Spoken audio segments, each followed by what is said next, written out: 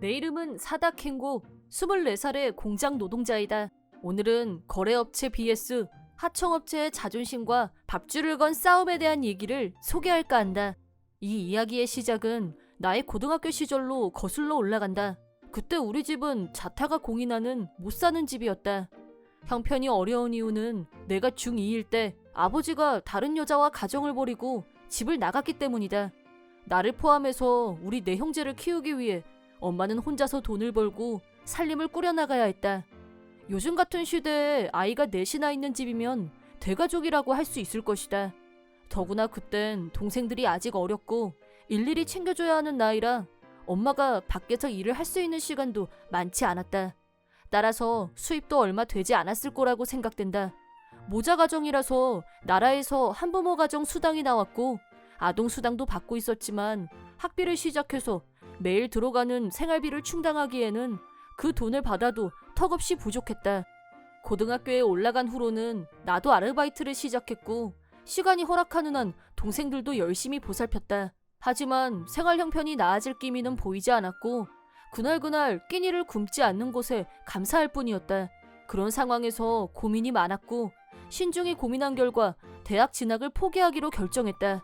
엄마가 능력이 부족해서 대학도 못 보내주고 대학 포기하게 해서 정말 미안해. 엄마가 왜 미안해? 엄만 우리 형제 키우느라고 매일 이렇게 고생이 많은데.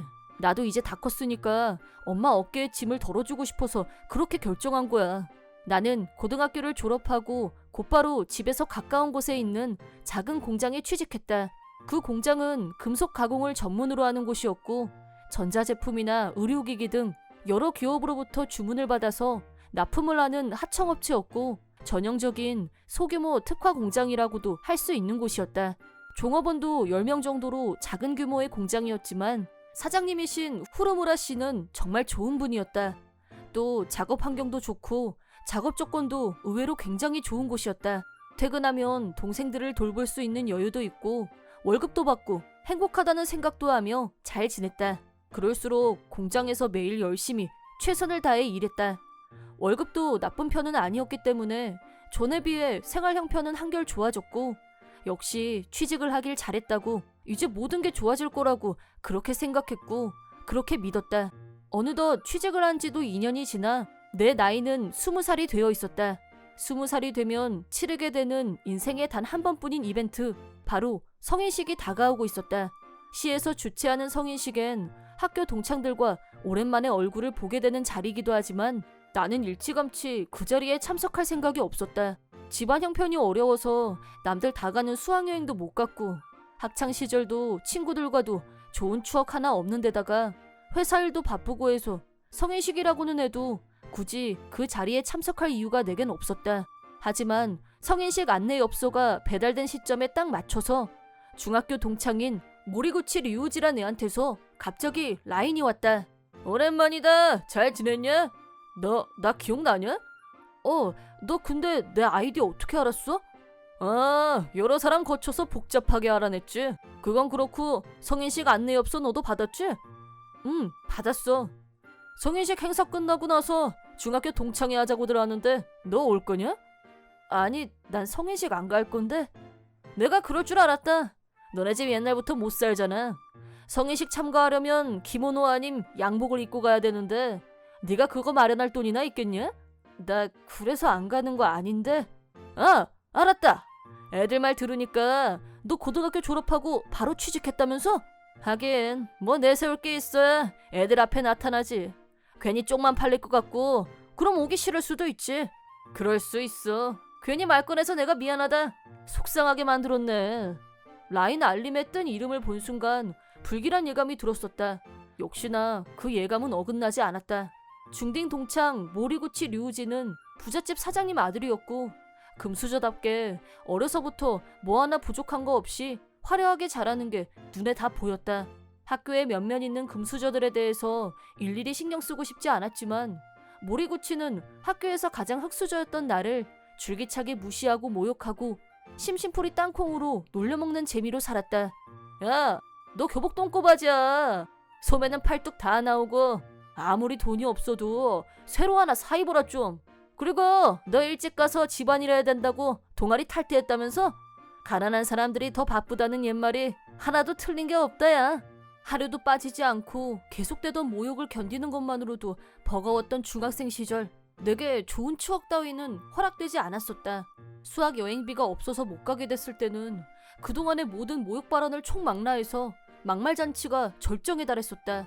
이번 성인식에 참석하고 싶지 않았던 여러 이유들 중에서 모리구치를 다시 보고 싶지 않다는 것도 사실 꽤 큰 비중을 차지하고 있었다. 하지만 이렇게 대놓고 사람 속을 긁는데 여기서 내가 진짜로 안 가면 왠지 완벽하게 루저가 되는 것 같아서 동요가 일어나기 시작했다. 모리구치는 중딩 수준에서 한 걸음도 나아진 게 없었지만 나도 때늦은 중2병이 시작된 건지 이번엔 도저히 무시하고 넘길 수가 없었다. 나는 생각을 바꿔서 성인식에 참가하기로 결심했다. 뒤풀이로 열릴 예정인 동창회에도 참석하겠다고 연락했다. 하지만 모리구치를 포함해서 동창들 대부분이 대학생이어서 그런지 애들하고 공통된 화제도 없고 바늘방석에 앉은 것처럼 불편한 마음이 들고 오지 말걸 괜히 왔나 하는 후회가 들기 시작할 무렵 너 사다 캔 거 맞지? 오랜만이다. 오마의 치오구나. 진짜 오랜만이다. 잘 지냈어?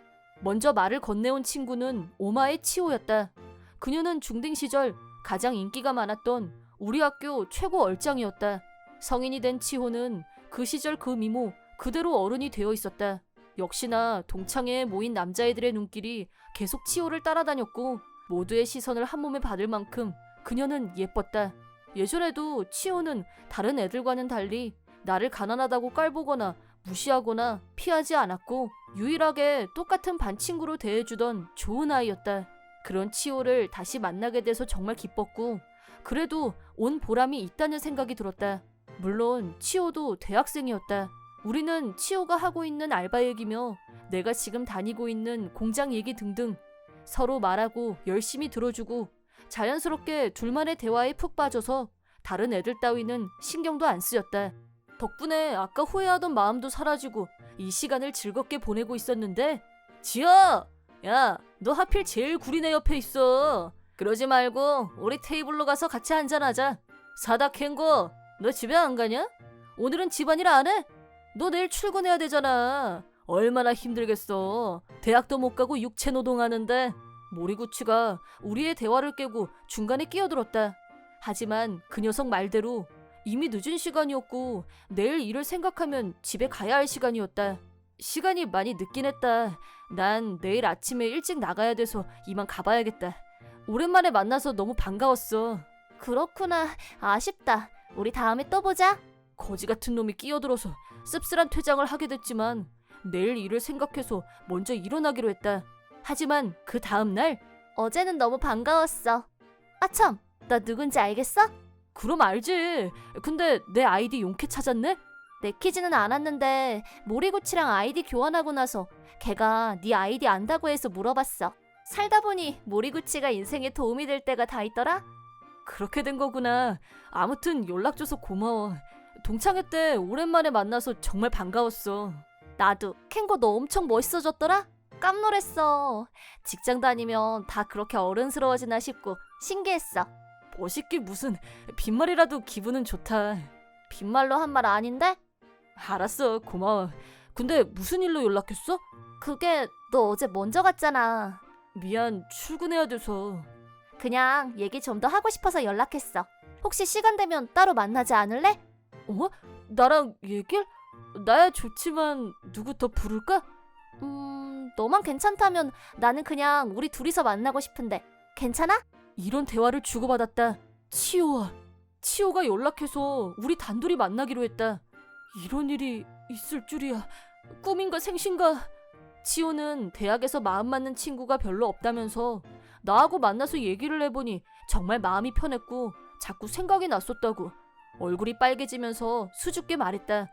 우리는 서로 마음이 금세 통했고 사귀는 사이가 되었다. 처음엔 치호가 적극적으로 대시를 했지만 정식으로 고백은 내가 먼저 해야겠다고 결심했고 어느 날 내가 고백을 했을 때 치호는 감동해서 눈물까지 흘리고 정말 기뻐했다. 용기 내서 고백하길 정말 잘했다는 생각이 들었다. 이렇게 치호를 만나서 서로 좋아하는 사이가 된 계기가 모리구치였다는 걸 생각하면 어이가 없지만 아무리 미운 놈이라고 해도 나와 치호를 만나게 해준 걸 생각하면 이젠 좀 덜 미워야겠다고 생각했다. 그렇게 치호를 만나고 4년이란 시간이 흘렀다. 나는 계속 같은 공장에서 일하고 있었고 사장님이 인정해주신 덕분에 승진도 많이 해서 꽤 지위가 올라갔다. 그런 와중에 예기치 못했던 또 다른 운명의 재회가 나를 기다리고 있었다. 우리 공장 사장님인 후로무라 씨가 어떤 사람을 소개해 주셨다. 모니로버 전기에서 새로 부임한 사람이 있어서 인사하라고 불렀어. 오늘부터 우리 공장 담당자로 온 모리구치 씨야. 인사해. 소개받은 사람은 다름 아닌 모리구치 류우지였다. 모니로버 전기는 대기업이었고 우리 공장에서 보자면 갑이 되는 존재이자 여러 갑 중에서도 절대적으로 가장 큰 고객이었다. 그 회사에서 우리랑 직접 교류하는 담당자가 중딩 동창이자 나를 대놓고 무시하던 모리구치라니. 아, 세상 진짜 좁지 않냐? 난 이렇게 일로 만나게 될 줄은 진짜 몰랐다. 그러게 말이다. 앞으로는 잘 부탁한다. 어쭈, 너 말투가 영 건방지다. 그렇게 꼿꼿한 자세로 나오겠다. 왜 꼰대처럼 그래? 우리 동창이잖아. 그건 과거 일이지. 정신 차려. 현재 우리는 갑과 을, 나는 거래주, 너는 하청. 신분이 명확히 다른데? 선을 명확하게 그을수록 서로한테 좋지 않겠어? 나보고 존대를 하라는 거냐? 굳이 그런 거지. 찰떡같이 알아듣네. 글쎄, 거래주나 하청이나 갑을 이전에 서로 도움 주는 평등한 관계 아닌가? 야, 그런 건 다 듣기 좋으라고 하는 말이고 실상은 갑과 을이라는 명확한 권력과 신분의 차이가 있는 거지. 내 말 한마디면 너네 회사는 휘청할 수도 있다는 거 한시도 잊지 말고 명심해라. 길게 얘기 안 해도 모리구치가 우리 회사를 어떻게 보는지 훤히 알 수 있었다. 가난한 동창생을 업신여겼듯이 지금은 자기네 하청업체를 발 아래로 취급하고 있었다. 실질적으로 모리구치가 담당자로 현장을 드나들게 되면서 야, 누가 커피 좀 가지고 와. 왜 이렇게 눈치들이 없어? 뭐야, 너 지금 나 꼬라보는 거냐? 계약 파기당하고 싶어? 눈 깔아. 싹수 없는 말투에 똥매너. 모리구치가 현장에 나타나는 날엔 회사 분위기가 말도 아니게 가라앉았다. 동료들은 모두들 성숙한 어른이다 보니 이것도 다 지나가리라 그런 태도로 쉽게 휘말리지 않았지만 사실 나는 성질 같아서는 멱살을 잡아서 바닥에 패대게 치고 싶은 마음이 굴뚝 같았다. 나름 필사적으로 참고 있었지만 나라고 자존심이 없고 감정이 없을까. 그러다 사건이 터졌다. 사장님 어머님이 갑자기 돌아가셨고 장례를 치르기 위해 사장님이 며칠 회사를 비우게 됐다. 그 기간 동안에는 내가 사장님을 대신해서 현장 책임자 역할을 맡게 됐는데 사장님이 자리를 비운 바로 다음 날 모리구치가 공장에 나타났다. 그리고 네? 납기 단축이요? 이렇게 갑자기 말입니까? 내가 미리 말하는 걸 깜빡했어. 알아서 좀 맞춰줘. 현재 작업 중인 안건에 대해서 갑자기 납기를 단축해달라고 무리한 요구를 했다. 납기일 변경이야 있을 수 있는 일이지만 일주일 후로 정해져 있는 납기를 3일 후로 변경해달라니 요구도 정도껏 해야 들어주지. 그건 힘들겠다고 나도 반론을 했지만 하라면 하지 왜 이렇게 말이 많아. 하청 주제도 모르고 잔업을 하든 철야를 하든 네가 알아서 3일 후까지 끝마치라고. 주먹을 부르는 저 말투. 하지만 사장님도 부재 중이고 발언권이 딸리는 입장이다 보니 어쩔 수 없이 무리한 요구를 받아들일 수밖에 없었다. 납기를 맞추기 위해 작업 스피드를 올려야 했다. 잔업 시간을 늘리고 그것도 모자라 철야 작업까지 했지만 납기를 맞추기는 힘들었다. 마음이 조급해진 나는 그만 고속회전 중인 커터에 실수로 손을 댔고 큰 부상을 입었다. 구급차에 실려서 병원에 옮겨진 나는 다행히 손에 입은 부상은 후유증이 남지 않을 거라고 했지만 완치가 될 때까지 2개월은 걸릴 거란 말을 들었다. 그 사이에 일을 할 수 없다는 게 큰 문제였다. 최악의 상황에서 말도 안 되는 실수로 상황을 더 악화시키고 말았다. 일련의 사건에 대한 보고를 받은 사장님이 우리 집까지 직접 찾아와 주셨다. 나는 부상도 있고 무릎 꿇고 사죄드렸다. 책임을 완수하지 못한 죄송함에 정말 면목 없습니다. 납기도 못 맞추고 실수로 부상까지 입은 나는 사장님 얼굴을 뵈니 죄송하고 속상한 마음에 울컥 눈물이 나왔다. 하지만 사장님은 나도 얘기 다 들었어. 오히려 내가 더 미안하게 됐네. 자네 혼자 너무 큰 부담을 지게 한 것 같아. 내 생각이 짧았어. 게다가 이렇게 큰 부상까지 당하고 이거 정말 미안하게 됐어. 이건 전적으로 내 책임이고 자넨 잘못한 거 없어. 지금은 잘 쉬고 잘 먹고 몸 생각만 해. 사장님의 따뜻한 말씀에 참았던 눈물이 왈칵 쏟아졌다. 다음날 회사에서 사장님과 나 그리고 모리구치가 얘기하는 자리가 마련됐다. 납기는 맞추지도 못하면서 일할 사람만 다치고 대체 제대로 하는 일이 없어. 이런 하청하고 어떻게 일을 해? 모리구치는 항상 보던 거만한 태도였다. 그때였다. 후루무라 사장님은 조용히 자리에서 일어났다. 그쪽 책임자에게 분명히 전달해 주기 바랍니다. 앞으로 모니로버 전기와는 거래할 생각이 없으니 계약을 해지하자고 말입니다. 분명한 어조로 단호하게 말하는 사장님. 그리고 숨이 넘어갈 뻔한 나와 놀란 모리구치. 왜냐하면 모니로버 전기는 우리 공장 입장에서 가장 큰 고객이기 때문이다. 만일 정말 계약이 파기된다면 거대한 타격을 받는 곳은 우리 회사 쪽이 될 것이다. 그건 누가 봐도 명백한 사실이었다. 따라서 여전히 갑인 모리구치는 사장님의 단호함에 압도당하긴 했어도 거만한 태도는 흔들리지 않았다. 그럼 누구 손해인지 알기나 해? 좋을 대로 널리고 널린 게 하청받을 공장인 거 몰라? 어디서 배짱을 튕겨? 라며 거칠게 대꾸하고는 그대로 사무실에서 나가버렸다. 사장님, 제가 이런 말씀드리긴 뭐하지만 이래도 괜찮을까요? 저도 걱정이네요. 다른 거래처가 있다고는 하지만 그래도... 다른 사원들은 모두 안절부절 못했지만 사장님은 흔들림 없이 덤덤한 표정으로 너무 걱정 마. 사람이 죽으라는 법은 없으니까. 내가 이래봬도 인맥이 넓은 편이야. 모니로버가 빠진 자리를 다 채우기에는 부족할 수도 있지만 사원들 월급 줄 정도는 어떻게든 되게 해야지. 내가 그래도 사장인데 나 한번 믿어봐.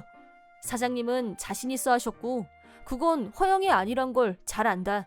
우리도 우리가 가진 기술력엔 자부심이 있었다. 영업만 열심히 한다면 분명 새로운 거래처를 찾을 수 있을 거라고 확신했다. 하지만 그래도 모니로버 전기는 우리 공장 최대 거래처였다는 사실, 그 빈자리를 채우지 못한다면 우리가 입을 손해는 막대한 액수가 될 것이 뻔했다. 이번 사태는 모두 내가 저지른 실수 때문에 일어났고 따라서 내가 책임져야 한다고 마음먹은 나는 중요한 결단을 내렸다. 그리고 어떤 사람에게 전화를 걸었다. 여보세요? 나야. 지난번에 말한 거 하겠다고 말씀드려줘. 그리고 몇 달 후 제 아들놈이 큰 신뢰를 범했다고 들었습니다. 정말 죄송합니다. 계약을 해지하겠다고 하신 건 철회해 주실 수 없겠습니까? 죄송합니다. 뜻밖에도 모리구치가 자기 아버지인 모니로버 사장님과 함께 와서 정식으로 사과했다. 이런 일이 일어날 수 있었던 뒷배경에는 그날 내가 전화를 건 사람은 내 여친인 치오였다. 우리는 이미 결혼을 약속한 사이였지만 결혼 승낙을 받을 때 치오 아버님은 나에게 한 가지 조건을 내걸으셨다. 그건 바로 결혼을 할 거라면 자기 회사를 물려받아야 한다는 것이었다. 알고 보니 치오 아버님은 모니로버 전기의 강력 라이벌인 루키 전기를 경영하고 계신 분이었다. 학력도 재산도 아무것도 내세울 것이 없는 나였지만 내가 가진 기술과 열심히 일하는 성실한 자세, 가족을 부양하기 위해 책임감 있게 살아온 반듯하고 우직한 모습을 높게 평가해 주셨다. 자네가 내 뒤를 이을 결심만 선다면 후계자 수업은 한치의 빈틈없이 책임지고 진행하겠네. 그런 후에 내 뒤를 이을 수 있는지는 사원들과 중역 간부들에게 인정을 받아야만 가능한 일이야. 이 일이 결코 쉬운 일이 아니란 건 자네도 짐작하겠지만 그래도 해보겠나? 사실 나는 지금 일하는 공장에서 한 우물을 팔 생각이었기 때문에 다른 생각은 없었다. 무엇보다 그렇게 큰 회사의 경영을 책임질 자신도 없었다. 하지만 오랜 시간 내가 몸담았던 회사에 이런 막대한 손해를 끼치게 되고 나니 무슨 일이 있어도 이번 문제는 내가 해결을 해야겠다는 결심을 하게 됐고 루키 전기의 후계자 수업을 받겠다는 뜻을 장인어른께 전달하면서 나 역시 조건을 하나 내걸었다. 다름 아닌 우리 공장과 계약을 체결해달라는 것이었다. 다시 말해서 라이벌 회사에 우리 기술을 써달라는 제안을 던진 것이다.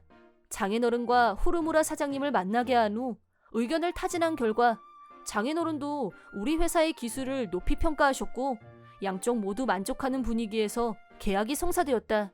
그 결과 막대한 손실이 예상됐던 부분을 완벽하게 만회한 것은 물론이고 그뿐 아니라 이 공장의 기술이 다른 곳으로 유출된다면 우리로서는 막대한 타격을 입게 됩니다. 그러니까 다른 계약은 보류했으면 좋겠다 이겁니다. 사실 우리 공장이 갖고 있는 기술은 세계 어디에 내놔도 손색이 없는 톱클래스 수준이었다. 모니로버 전기의 주력 상품 중에는 우리 공장의 기술이 없으면 생산이 불가능한 제품도 있을 정도였다. 그런데 만약 라이벌 기업에 그 기술을 빼앗기게 된다면 자신들의 경쟁력에도 큰 문제가 생길 것이 분명했다. 나는 이런 모든 상황을 분석한 후에 장인어른의 조건을 받아들인 것이다. 모리구치는 우리 공장을 그저 하청업체라고 깔보기만 했을 뿐 정확한 내용이나 업계 사정에 대해서는 아무것도 모르고 있을 거라고 짐작했는데 그런데 예상이 정확하게 맞아떨어졌다. 하청업체야 널리고 널렸다는 말을 했을 때부터 내 머릿속에선 이미 다음 수를 어떻게 둘지 다 계획이 있었다. 그 결과 모리구치는 자기 아버지까지 대동하고 무릎을 꿇으려고 나타난 것이다. 하지만 후르무라 사장님은 냉정하고 단호했다.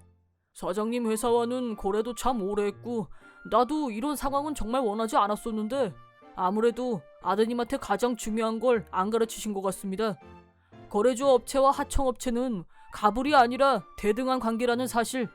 더구나 우리 회사는 우리만 만들 수 있는 특허 기술이 있음에도 불구하고 불손하고 거만한 태도로 일관했어요. 비즈니스의 기본도 제대로 안 가르치고 무슨 거래를 하자는 겁니까? 그건 거래를 하기 전에 자식 교육부터 먼저 제대로 하고 내보내라 이 말입니다.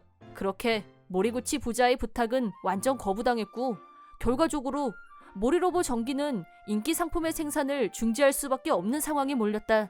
사업은 축소되고 물론 도산 위기까지는 가지 않았지만 루키 전기와의 라이벌이라는 명칭은 포기해야만 했다. 아버지의 분노를 유발하고 신뢰를 잃은 모리구치는 회사에서 잘리는 수모를 당했다.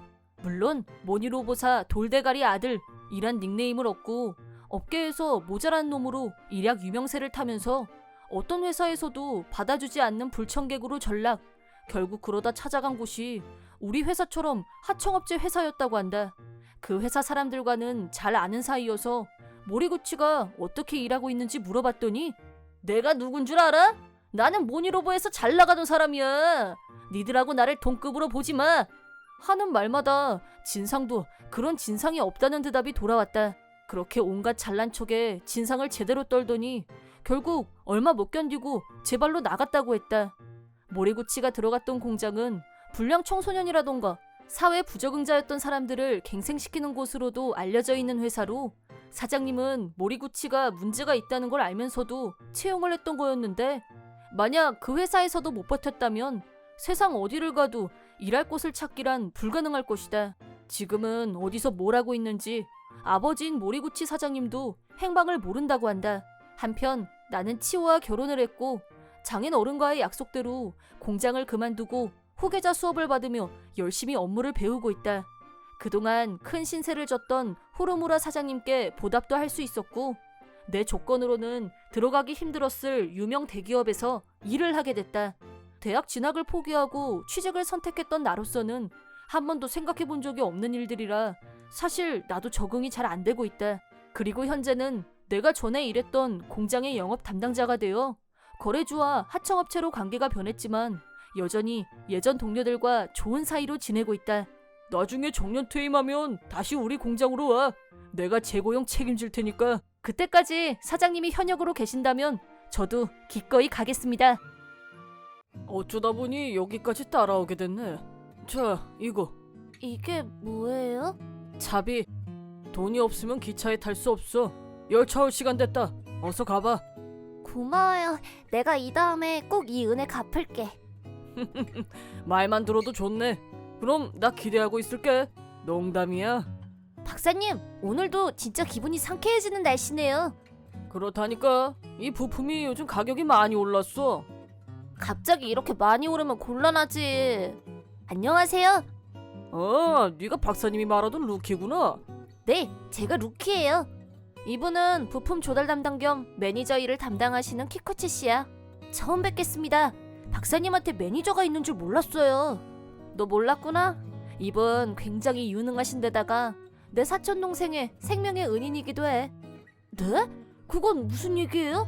자세히 얘기해 주시면 안 돼요? 사촌 여동생인 미사토에게 문제가 생겼다는 걸 알게 된 것은 내가 초등학교 3학년이 됐을 무렵이었다. 그때 사촌 여동생 미사토는 초등학교 2학년, 나보다 1살 아래였다. 그날은 미사토가 자기 엄마랑 우리 집에 놀러 온 날이었다. 미사토 부모님은 미사토가 태어나자마자 이혼을 했다. 미사토 엄마는 싱글 마더가 되었고 회사에 다니면서 혼자서 미사토를 키웠다. 아자, 내가 이겼지? 뭐야, 나 또 졌어. 언니 너무 잘한다. 내가 좀 하지. 너한테는 몇 번을 해도 내가 다 이길 것 같다? 나도 게임기 갖고 싶다. 나도 연습해서 언니한테 이기고 싶은데. 너 아직 게임기 없어? 응, 우리 엄마는 그런 거 안 사줘. 그랬구나. 그럼 내 거 빌려줄게. 정말 고마워. 근데 너 지난번에 우리 집에 왔을 때랑 똑같은 옷 입고 있네? 미사토! 엄마, 집에 가자. 언니가 게임기 빌려준대. 그래도 돼? 안 돼. 그걸 네가 왜 빌려? 게임할 시간 있으면 공부해. 공부, 예습, 복습. 엄마, 알았어. 어린 내 눈에도 그 모습은 무섭고 불편하고 이상했다. 우리 엄마하고 둘이 얘기할 땐 이모도 잘 웃고 잘 떠드는 평범한 사람이었는데 미사토한테는 나까지 긴장될 정도로 무섭게 말하고 지나치게 엄했다. 우리 집에서 이 정도면 자기네 집에서는 대체 어떻게 할까? 너 오늘 케이크 4개 먹고 더 달라고 해서 또 먹더라? 응, 너무 맛있었어. 언니도 맛있다고 했어. 간식은 3일에 한 번. 딱 1개만 먹으라고 했지. 몇 번 말해야 알아들어? 몸에도 안 좋고 살만 찐다 했잖아. 너 실컷 먹고 살쪄서 옷 못 입게 되면 네가 그 옷값 다 물어낼 거야? 엄마, 잘못했어요. 그리고 게임은 누가 하라고 했어? 너 일부러 엄마 속상하게 하는 거니? 잘 들어. 네가 엄마처럼 되지 않게 하려고 필사적으로 너한테 투자하고 가르치고 있다는 것만 기억해. 엄마가 기대하는 만큼 따라와 주는 게 바로 네가 해야 될 일이야. 엄마가 뭐라고 했어? 엄마가 기대하는 만큼 따라주는 게 내가 할 일이야. 인류 대학, 인류 기업, 상류층 남자. 조기 교육에 조기 신부 수업까지 시키는 건 다 계획이 있어서야. 널 위해서 내가 얼마나 힘들게 일하고 있는데. 엄마, 울지 마. 내가 잘못했어. 미사토 엄마는 과잉 교육이라는 말로도 부족할 만큼 비정상적인 교육 방침을 계속했다. 미사토네 집에서는 룰이 계속 늘어났는데 간식 제한, 외출 제한, 친구 집에 놀러 가는 것도 안 되고 멋내는 것도 금지 조항이었다. 미사토 엄마는 딸한테 정말 요구하는 것도 많고 굉장히 엄하시네요. 좀 심하지? 나도 처음 그 얘기를 들었을 땐 정말 놀랐어. 그런데 왜 그렇게 요구하는 게 많은 거죠? 아무 이유도 없이 그러는 건 좀... 아니, 근데 아저씨는 미사토랑 아무 상관도 없지 않아요? 기다려. 키쿠츠 아저씨는 이제부터 나올 거야. 그리고 미사토 엄마도 그렇게 교육받으면서 자랐어. 줄곧. 너도 아는지 모르겠는데 엄한 부모님 밑에서 자란 아이는 자기가 부모가 됐을 때 엄한 부모가 되기가 쉽대. 전 처음 알았어요. 미사토 엄마의 엄마는 정말 엄격한 사람이었는데 루키 말대로 미사토 엄마가 미사토한테 저렇게 하는 것은 그녀가 자란 환경에 이유가 있다. 미사토 엄마도 엄하고 과보호적인 부모 밑에서 자랐다. 너 그 화장이 뭐니? 내가 너한테 화장해도 된다고 했니? 나도 이제 고등학생이야. 화장 정도는 해도 되잖아. 고등학생이면 화장해도 된다고 누가 그래? 그래봐야 네 얼굴이 어디 가니? 화장을 하나하나 어차피 똑같아. 그러니까 화장이라도 해야 조금이라도... 너 부모한테 말 대답하는 버릇 어디서 배웠어? 벌로 오늘 저녁 굶어. 그리고 속옷도 버릴 거니까 그렇게 알아. 그걸 왜 버려? 속옷도 못 입게 하면 어떻게 하라고. 네가 내 말을 안 들어서 그런 거잖아. 얌전히 있었으면 좋았을 것을. 공부도 못하는 주제에 겉멋만 들어서 화장이 나고 다니고 말이야. 너 성적이 이게 뭐니? 점수 좀 봐. 시험이 너무 어려웠어. 다른 애들도 다 점수 나빠. 어디서 핑계야? 누가 핑계대라고 가르쳤어? 다른 애들이 어려워서 점수 뭉개고 있으면 넌 더 높은 점수를 받아야 될 거 아니야. 정말 시험이 어려웠어. 너 계속 대들겠다 이거지? 좋아. 그럼 너 오늘 저녁 굶어. 넌 정신 상태가 글러먹었어. 벌로 화장실 청소해. 엄마, 나 어제도 저녁 못 먹었어. 억지로 굶으면 건강에 더 나쁜 거 아니야? 이게 근데 계속 떠들래? 한 끼 굶는다고 큰일 나? 슬림해지면 보기엔 더 나아. 학교에서 저체중이라고 밥 많이 먹으라고 했어. 얘가 왜 이렇게 말이 많아? 엄마 하지마. 제대로 하는 것도 없으면서 입만 살았어. 넌 잠자코 내 하고 내가 시키는 대로만 하면 돼. 엄마는 왜 맨날 나한테 화만 내? 엄마는 내가 싫어? 너는 꼴도 보기 싫어. 누가 나 닮으래? 얼굴에 성격에 예쁨 받고 싶으면 네가 잘해야 될 거 아니야. 엄마 너무해. 엄마 미워. 너 거기 안 서? 내가 또 애한테 나도 이러려던 게 아닌데. 아니야, 이게 다 미사토를 위해서야. 그래, 다 잘 되라고 이러는 거야. 집을 뛰쳐나온 미사토는 밤길을 헤매며 걷고 또 걸었다. 엄마의 폭력적인 모습을 감당할 수 없었던 미사토는 그때 생각난 사람이 나였고 우리 집을 향해서 걷기 시작했다. 하지만 우리 집하고 미사토네 집은 100km나 떨어져 있었다. 당연히 어린아이 걸음으로 도착할 수 있는 거리가 아니었다. 아, 배고파. 다리 아파. 더 못 걷겠어. 나 이제 어떡하면 좋지? 꼬마야, 어? 이렇게 늦은 시간에 왜 혼자 공원에 있니? 너 괜찮니? 아빠랑 엄마는? 저 가출했어요. 뭐 가출? 어디 다친 데는 없어? 무슨 일이 있니? 엄마 기대에 내가 너무 못 미쳐서 엄마가 나를 싫어해요. 물건 던지고 때리고 저녁도 못 먹고 너무 힘들어서. 그건 반대로 생각하면 너를 너무 아껴서 그런 걸 수도 있어. 글쎄, 그건 아닌 것 같은데. 그럼 아저씨한테 좀만 더 자세히 얘기해 줄 수 있을까? 늦은 밤 공원에서 우연히 만난 아저씨는 미사토의 얘기를 귀 기울여 들어줬다. 그 아저씨는 미사토의 얘기를 들으면서 이건 단순한 일이 아니라고 생각했는지 미사토에게 앞으로 어떻게 하고 싶은지에 대해서 물어봤다. 근데 시간 이렇게 늦었는데 너 어디로 가고 있었니? 사촌 언니네 집에 가고 싶어요. 근데 집이 어딘지 잘 모르겠어요. 그 사촌 언니가 사는 동네 이름은 알아? 땡땡이언. 거기는 여기서 꽤 먼데. 할 수 없지. 아저씨가 거기까지 데려가 줄... 아니지. 내가 그렇게 하면 이상한 사람 취급받을 거야. 좋은 생각이 났다. 잠깐만 기다려. 네. 자, 이거 받아. 이게 뭐예요? 너네 사촌 언니 집까지 가는 길이야. 중간에 잘 모르겠으면 이거 사람들한테 보여주고 도와달라고 해. 아마 널 사촌 언니한테 데려다 줄 거야. 아저씨 고마워요. 한 가지 주의점.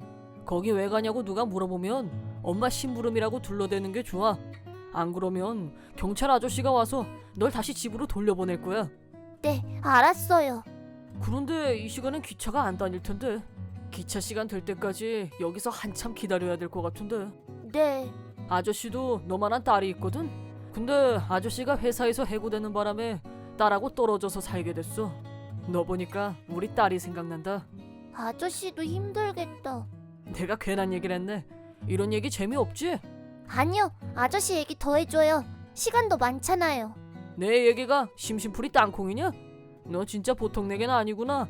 그럼 첫차 출발 시간까지 얘기나 좀 할까? 그 아저씨는 첫차 시간까지 미사토와 같이 있어 주었다.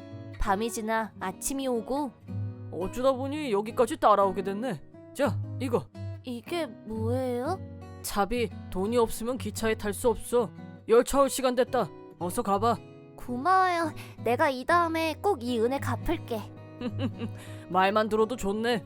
그럼 나 기대하고 있을게. 농담이야. 그렇게 해서 미사토는 우리 집에 도착했다. 미사토가 혼자서 우리 집에 왔을 때는 정말 깜짝 놀랐었다. 옷은 다 해져 있었고 몸은 멍투성이었다.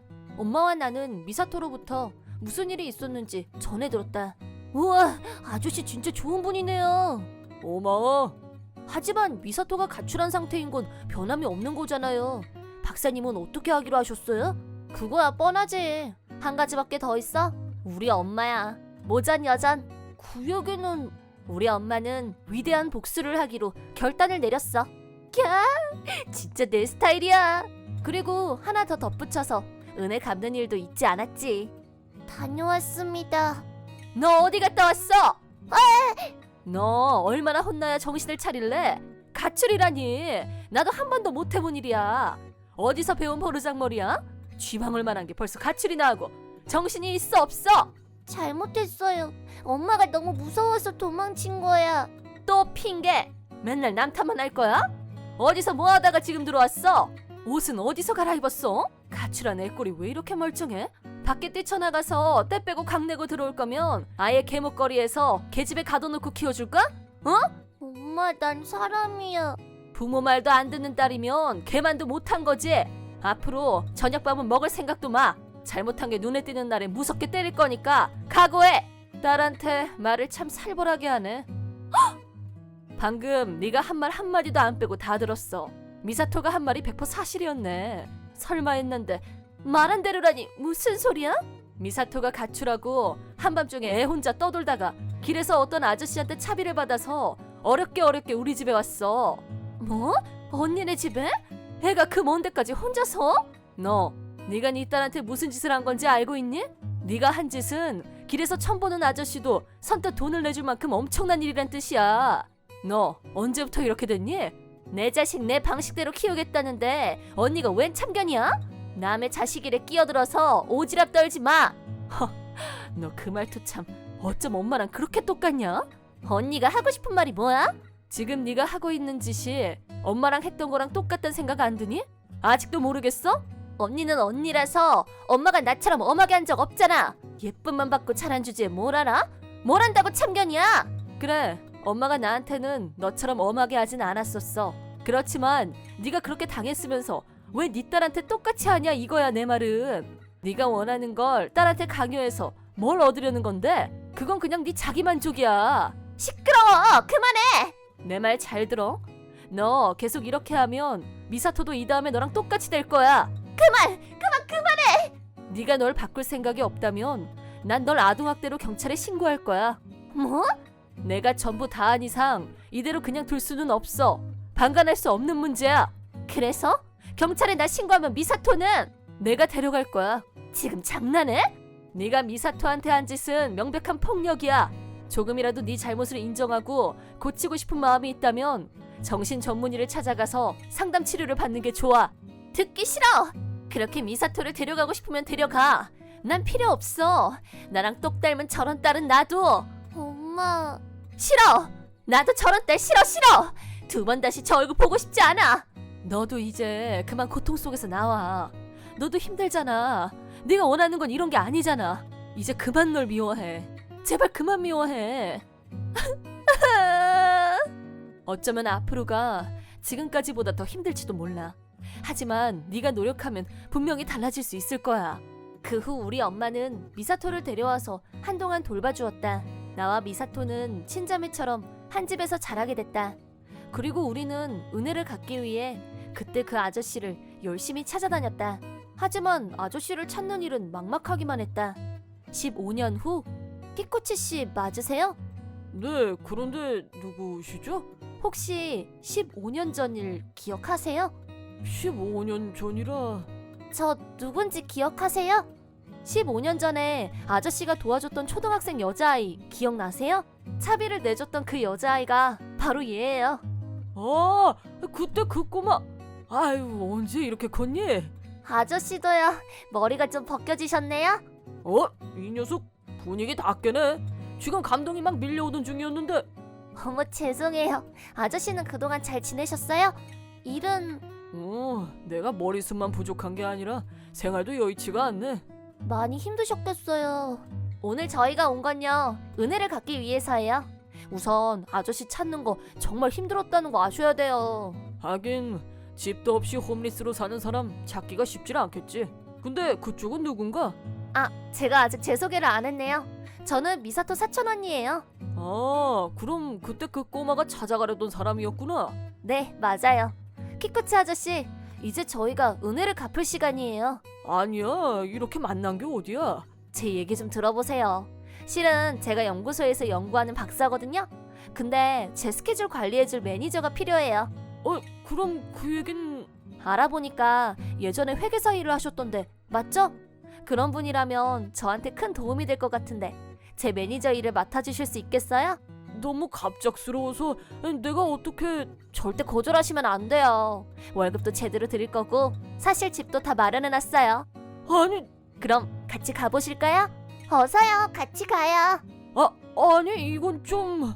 아저씨도 미사토한테 돈이 필요한지 묻지도 따지지도 않고 그냥 주셨잖아요.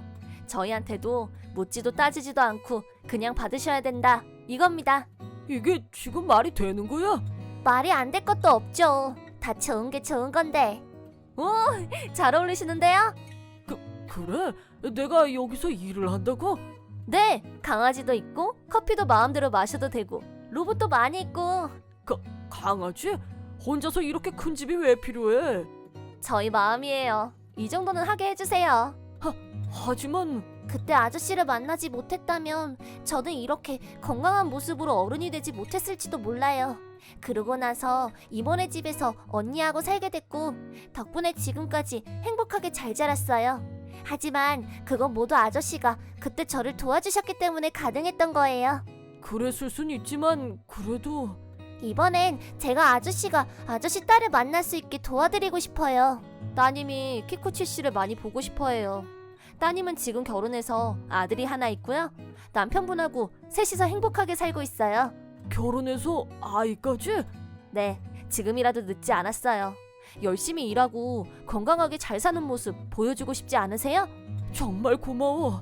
이 은혜... 아니요, 감사는 제가 드려야죠. 그럼 앞으로 잘 부탁드려요, 매니저님. 네, 잘 부탁해요, 박사님. 키쿠치 아저씨는 따님과 감동의 재회를 했다. 따님도 다시 만나게 된 것을 감격스러워했다. 많은 시간이 지났지만 두 사람은 다시 아빠와 딸로 돌아왔다. 역시 결말은 해피엔딩이 최고예요. 근데 아저씨 그동안 쭉 연구소에 계셨어요? 그럼 있었지. 근데 내가 내 사무실 밖을 거의 안 나와서...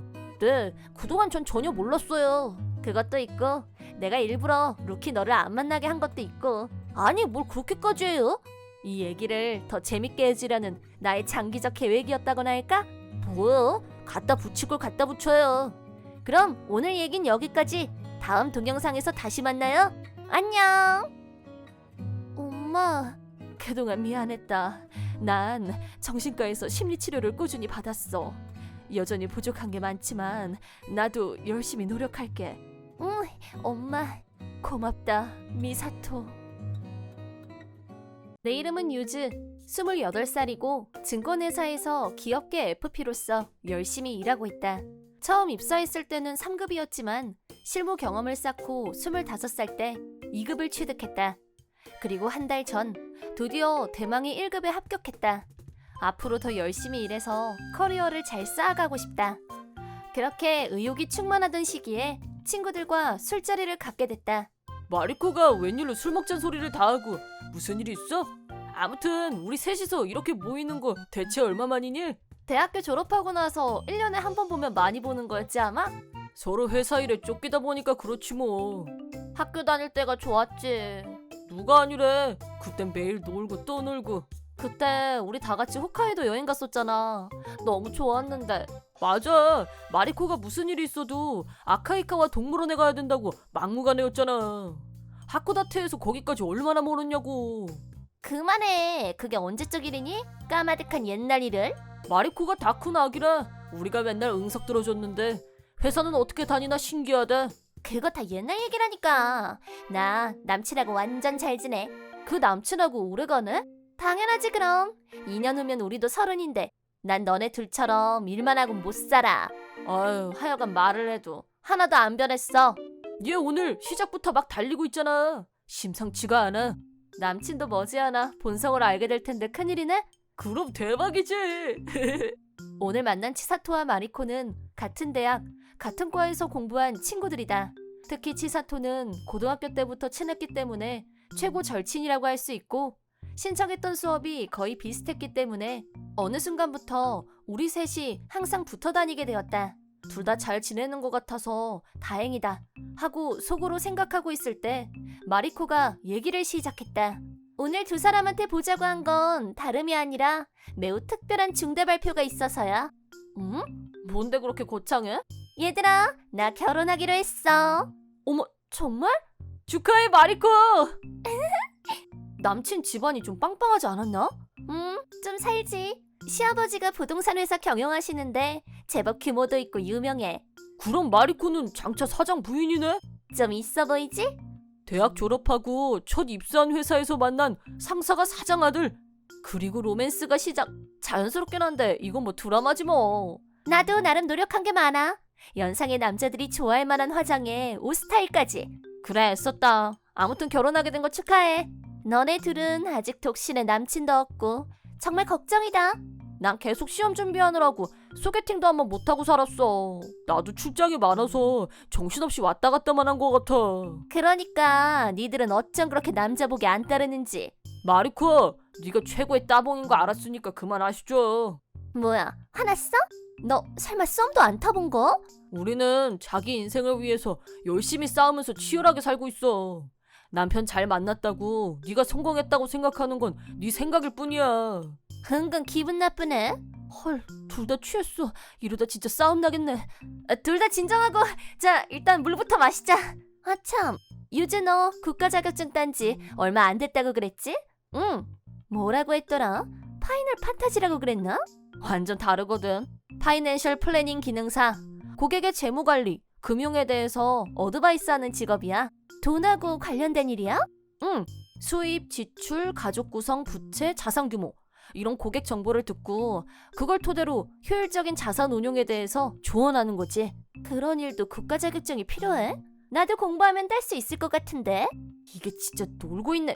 그럼 너 월급은 많이 받아? 이번에 1급 취득했으니까 월급 조금 오를 것 같긴 한데. 정말? 그러면 오늘 술값은 네가 내. 뭐? 내가 요새 피부 관리 받으랴, 헤어 관리 받으랴. 월급날 많이 남았는데 돈이 다 떨어졌어. 넌 돈 없으니까 나보고 살아 이거냐?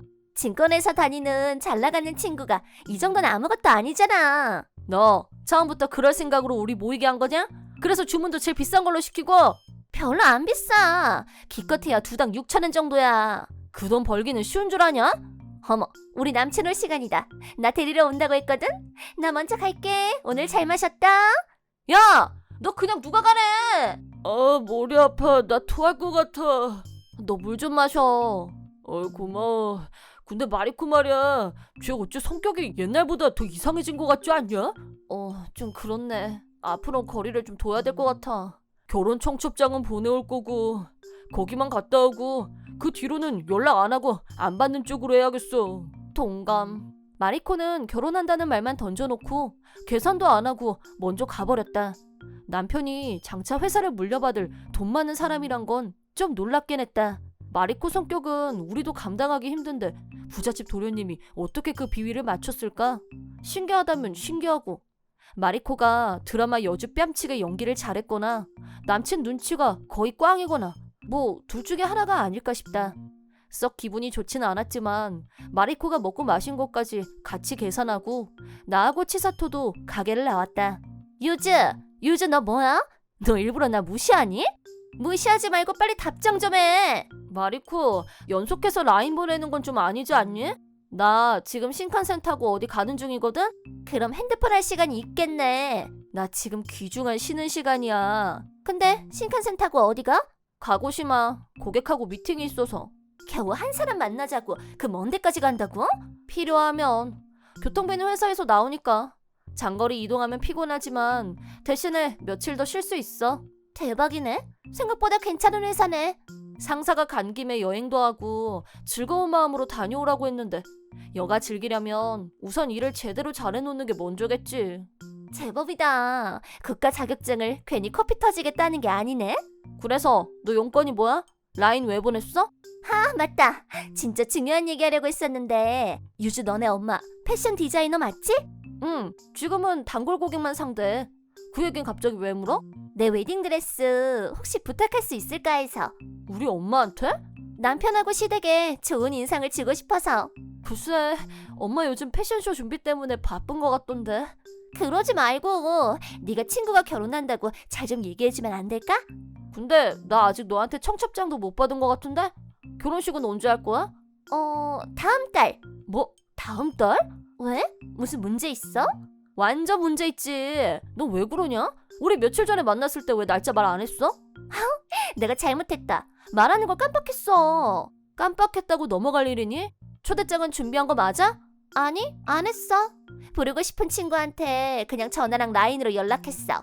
너 그건 정말 아니라고 본다. 결혼식이 코앞에 닥쳐서 라인으로 연락 중이라는 마리코의 말에 어이가 없다 못해 기가 찼다. 상식 파괴도 정도가 있고 가벼운 것도 정도가 있지. 해도 너무한다 싶었다. 더구나 결혼식까지 겨우 한 달밖에 안 남았는데 웨딩드레스도 준비를 안 해놓다니. 그리고 나더러 어쩌란 얘긴지 말이 되는 소리를 해야지.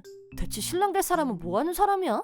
저기 결혼 준비는 신랑 신부 둘이서 하는 거잖아. 그 사람은 회사 일이 너무 바빠.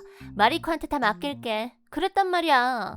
신랑이 입을 턱시도는 있고 그건 시어머니가 준비하신댔어.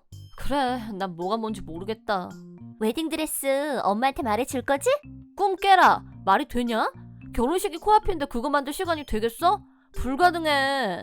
그러니까 부탁하는 거잖아. 친구 좋다는 게 뭐야? 너 옷 한 벌 만드는데 얼마나 많은 시간이 걸리는지 몰라서 그런 말 하는 거야. 우리 엄마는 특히 공들여서 만드는 분이라 시간이 더 오래 걸려. 치사하게 정말. 너 정말 이럴래? 네가 욕을 해도 안 되는 건 안 되는 거야. 엄마도 절대 승인 안 할 거고. 너 내가 결혼하는 게 그렇게 배 아프니? 누가 그렇대? 모든 일엔 다 순서가 있는 거야.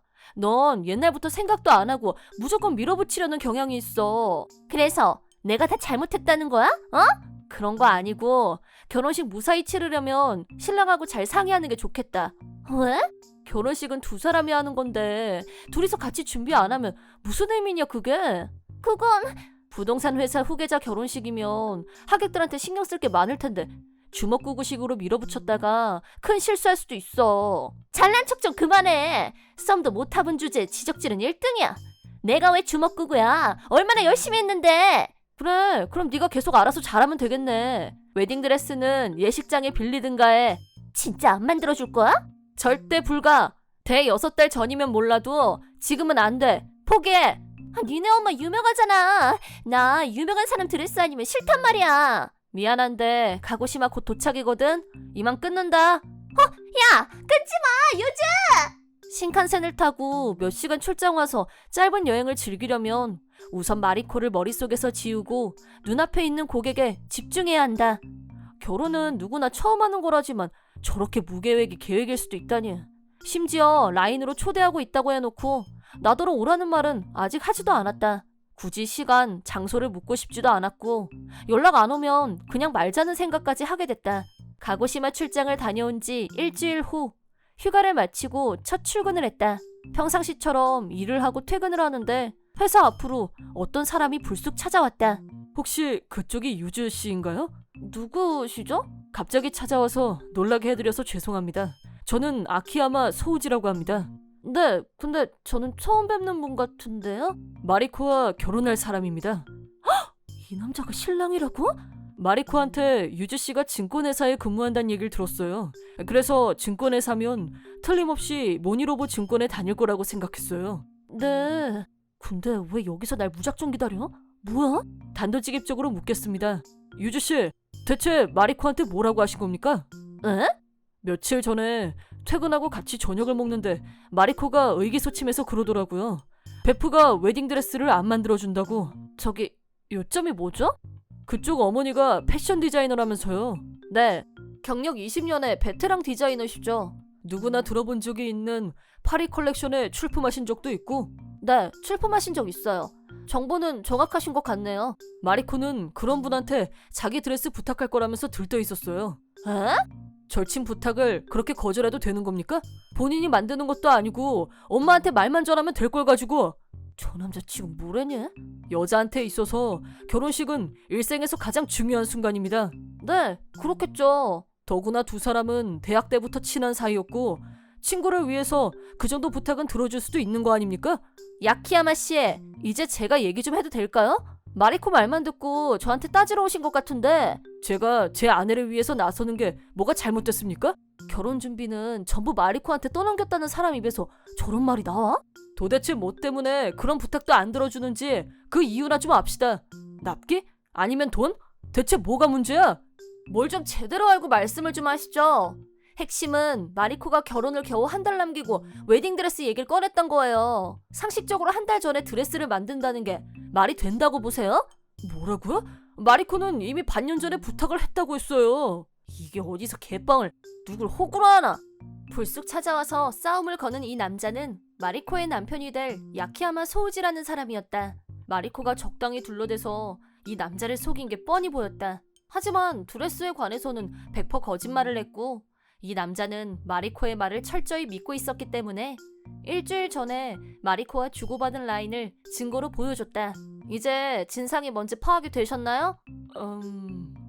이미 알고 계시다시피 저희 엄마는 드레스 디자인도 하고 있어요. 하지만 마리코가 저한테 너무 늦게 부탁했어요. 그건 아무리 친한 친구라고 해도 뭘 부탁할 때는 최소한의 예의란 게 있는 거거든요? 아무리 친한 사이에도 예의를 지켜야 된다는 말은 들어보셨을 테니까 잘 아시겠죠?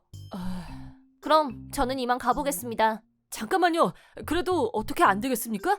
이거 놓으세요. 마리코는 결혼식장에 있는 드레스는 입기 싫다고 해서요. 돈은 얼마든지 내겠습니다. 그러니까 제발 만들어달라고 부탁 좀 해주세요. 같은 얘기를 몇 번 하게 만드시는 거예요? 지금까지 마리코한테 저하고 다른 친구 한 명이 항상 져주면서 좋게 지내왔어요. 근데 저도 더는 그렇게 못하겠네요. 유주씨가 마리코하고 제일 친한 친구라면서요. 마리코가 그러던가요? 네, 무슨 일이 있을 때마다 항상 도와준다고. 야키야마 씨, 남의 말을 무조건 믿는 게 다는 아니에요. 정 안 된다면야 할 수 없죠. 마리코를 잘 설득해서 결혼식장에서 빌려야죠. 네, 그렇게 하세요. 그 대신에 드레스 대여 비용은 그쪽에서 부담하는 걸로 하는 게 맞겠죠? 뭐요? 그쪽에서 안 된다고 해서 이렇게 된 거니까 상식적으로 생각해서 그쪽에서 부담하는 게 당연한 거 아닌가? 이 미친, 마리코보다 더 또라이 아냐. 가만히 있자. 못해도 최소한 30만에는 할 것 같은데. 전 상식적으로 그 돈 절대 낼 수 없고요. 정말 청구할 생각이면 전 결혼식 참석 안 합니다. 아, 진짜 피곤한 여자네.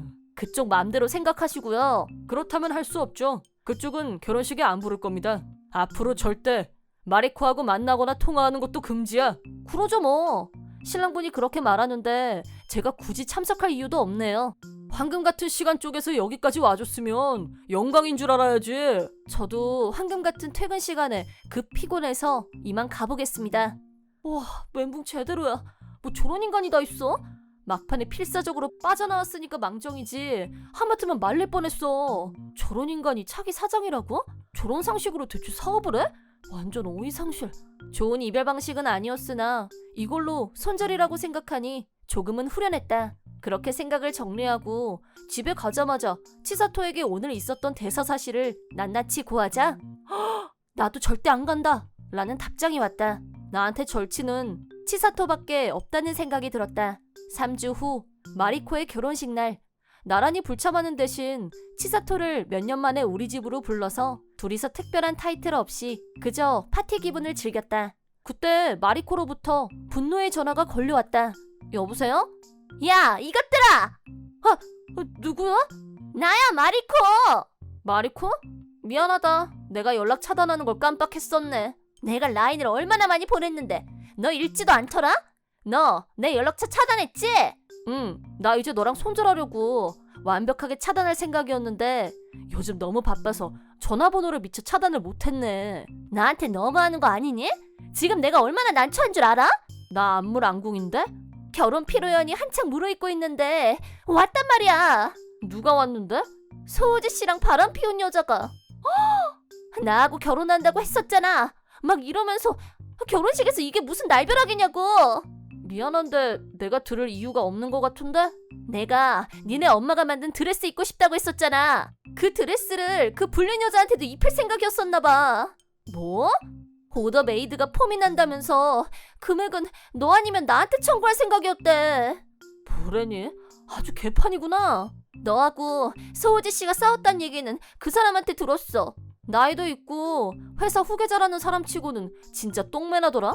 신랑을 나한테 보내서 따지게 만든 너도 문제가 있는 건 마찬가지고. 그건 미안해. 내가 잘못했어, 인정. 근데 그 상황에서 왜 나한테 전화한 건데? 나 좀 도와줘. 불륜녀가 내 머리끄덩이 잡아당기고 뺨도 때리고 지금 내 꼴이 말이 아니란 말이야. 근데 어쩌지? 네 신랑이 나한테 오지 말라고 못을 박아서 내가 차마 갈 수가 없네? 치사토가 너한테 못 간다고 라인 보낸 거 받았지? 그렇긴 한데 치사토가 우리 집에 100년 만에 와서 파자마 파티 중이거든? 배달 음식에 디저트 먹고 파티 중이야. 나도 니네 소중한 친구잖아. 난 아무래도 상관없단 거야? 왜 우리만 널 소중해야 되니? 하는 생각이 절로 났다. 치사토 역시 손톱만큼 남아있던 정마저 떨어져 나가는 소리가 들리는 것 같다며 한숨을 내쉬었다. 여기까지 들은 마리코 얘기로 추측컨대 신랑인 소우지는 양다리를 걸치고 있었고 마리코 말고 다른 여자한테도 동시에 프로포즈를 했는데 일부 일처제의 나라에서 어느 쪽을 진짜 부인으로 할 건지도 못 정하고 결혼식 당일이 됐다는 황당한 이야기. 2번이나 결혼식을 올리면 금전적 출혈이 상당할 거고 최소한 드레스만이라도 돌려 입으면 돈이 절약될 거라고 생각했던 건가? 고딩 동창회 갔다가 거기서 같은 반이었던 여자애랑 눈이 맞아서 얘기꽃을 피우다가 술 진탕 마시고 그대로. 바람난 여자가 고딩 친구고 술 마시고 그대로 호텔로 가서 선을 넘었다. 뭐 그런 뻔한 얘기네? 시아버지랑 시어머니가 화가 너무 많이 나셔서 소우지 씨를 집에서 쫓아낸다고 난리도 아니야. 그럼 미래 사장 부인은 날아갔네? 신랑이 양다리 걸쳐서 결혼식 쪽났다고 사람들이 수군거릴 텐데 회사를 어떻게 가? 사실인데 그걸 어쩌겠어. 남일처럼 그러지 말고 좀 도와줘. 웬일이니? 완벽한 남일이야. 우리 베프잖아. 절친. 쭉 잘 지냈잖아. 좀 있으면 우리 우정 10주년이야. 내일 모레면 30 되는 어른이 뭐 하나 잘나는 게 있으면 바로 여왕이라도 된 듯 꾸는 게 영 거슬려. 나 잘못한 게 쌤통이다 이거야 뭐야? 넌 네가 사람 불러놓고 술값 바가지 씌우고 먼저 가는 애잖아. 나한테만 막 하는 게 아니라 치사토도 무시했잖아 너. 그건 내 본심이 아니라 술이 좀 들어가니까 헛소리가 나온 거지. 뭐라니? 너 나한테 드레스값도 바가지 씌울 생각 아니었어? 유즈, 그건 내가 정말 미안해. 갑자기 왜 사과라고 난리야? 내가 못되게 군 건 반성하고 고칠게. 지금 내가 이 상황이 정리가 안 돼서 부탁하는 거야. 부탁 못 들어주겠다. 결혼식에 초대도 못 받은 애가 갑자기 나타나서 교통정리하는 것도 웃기잖아. 제발 좀.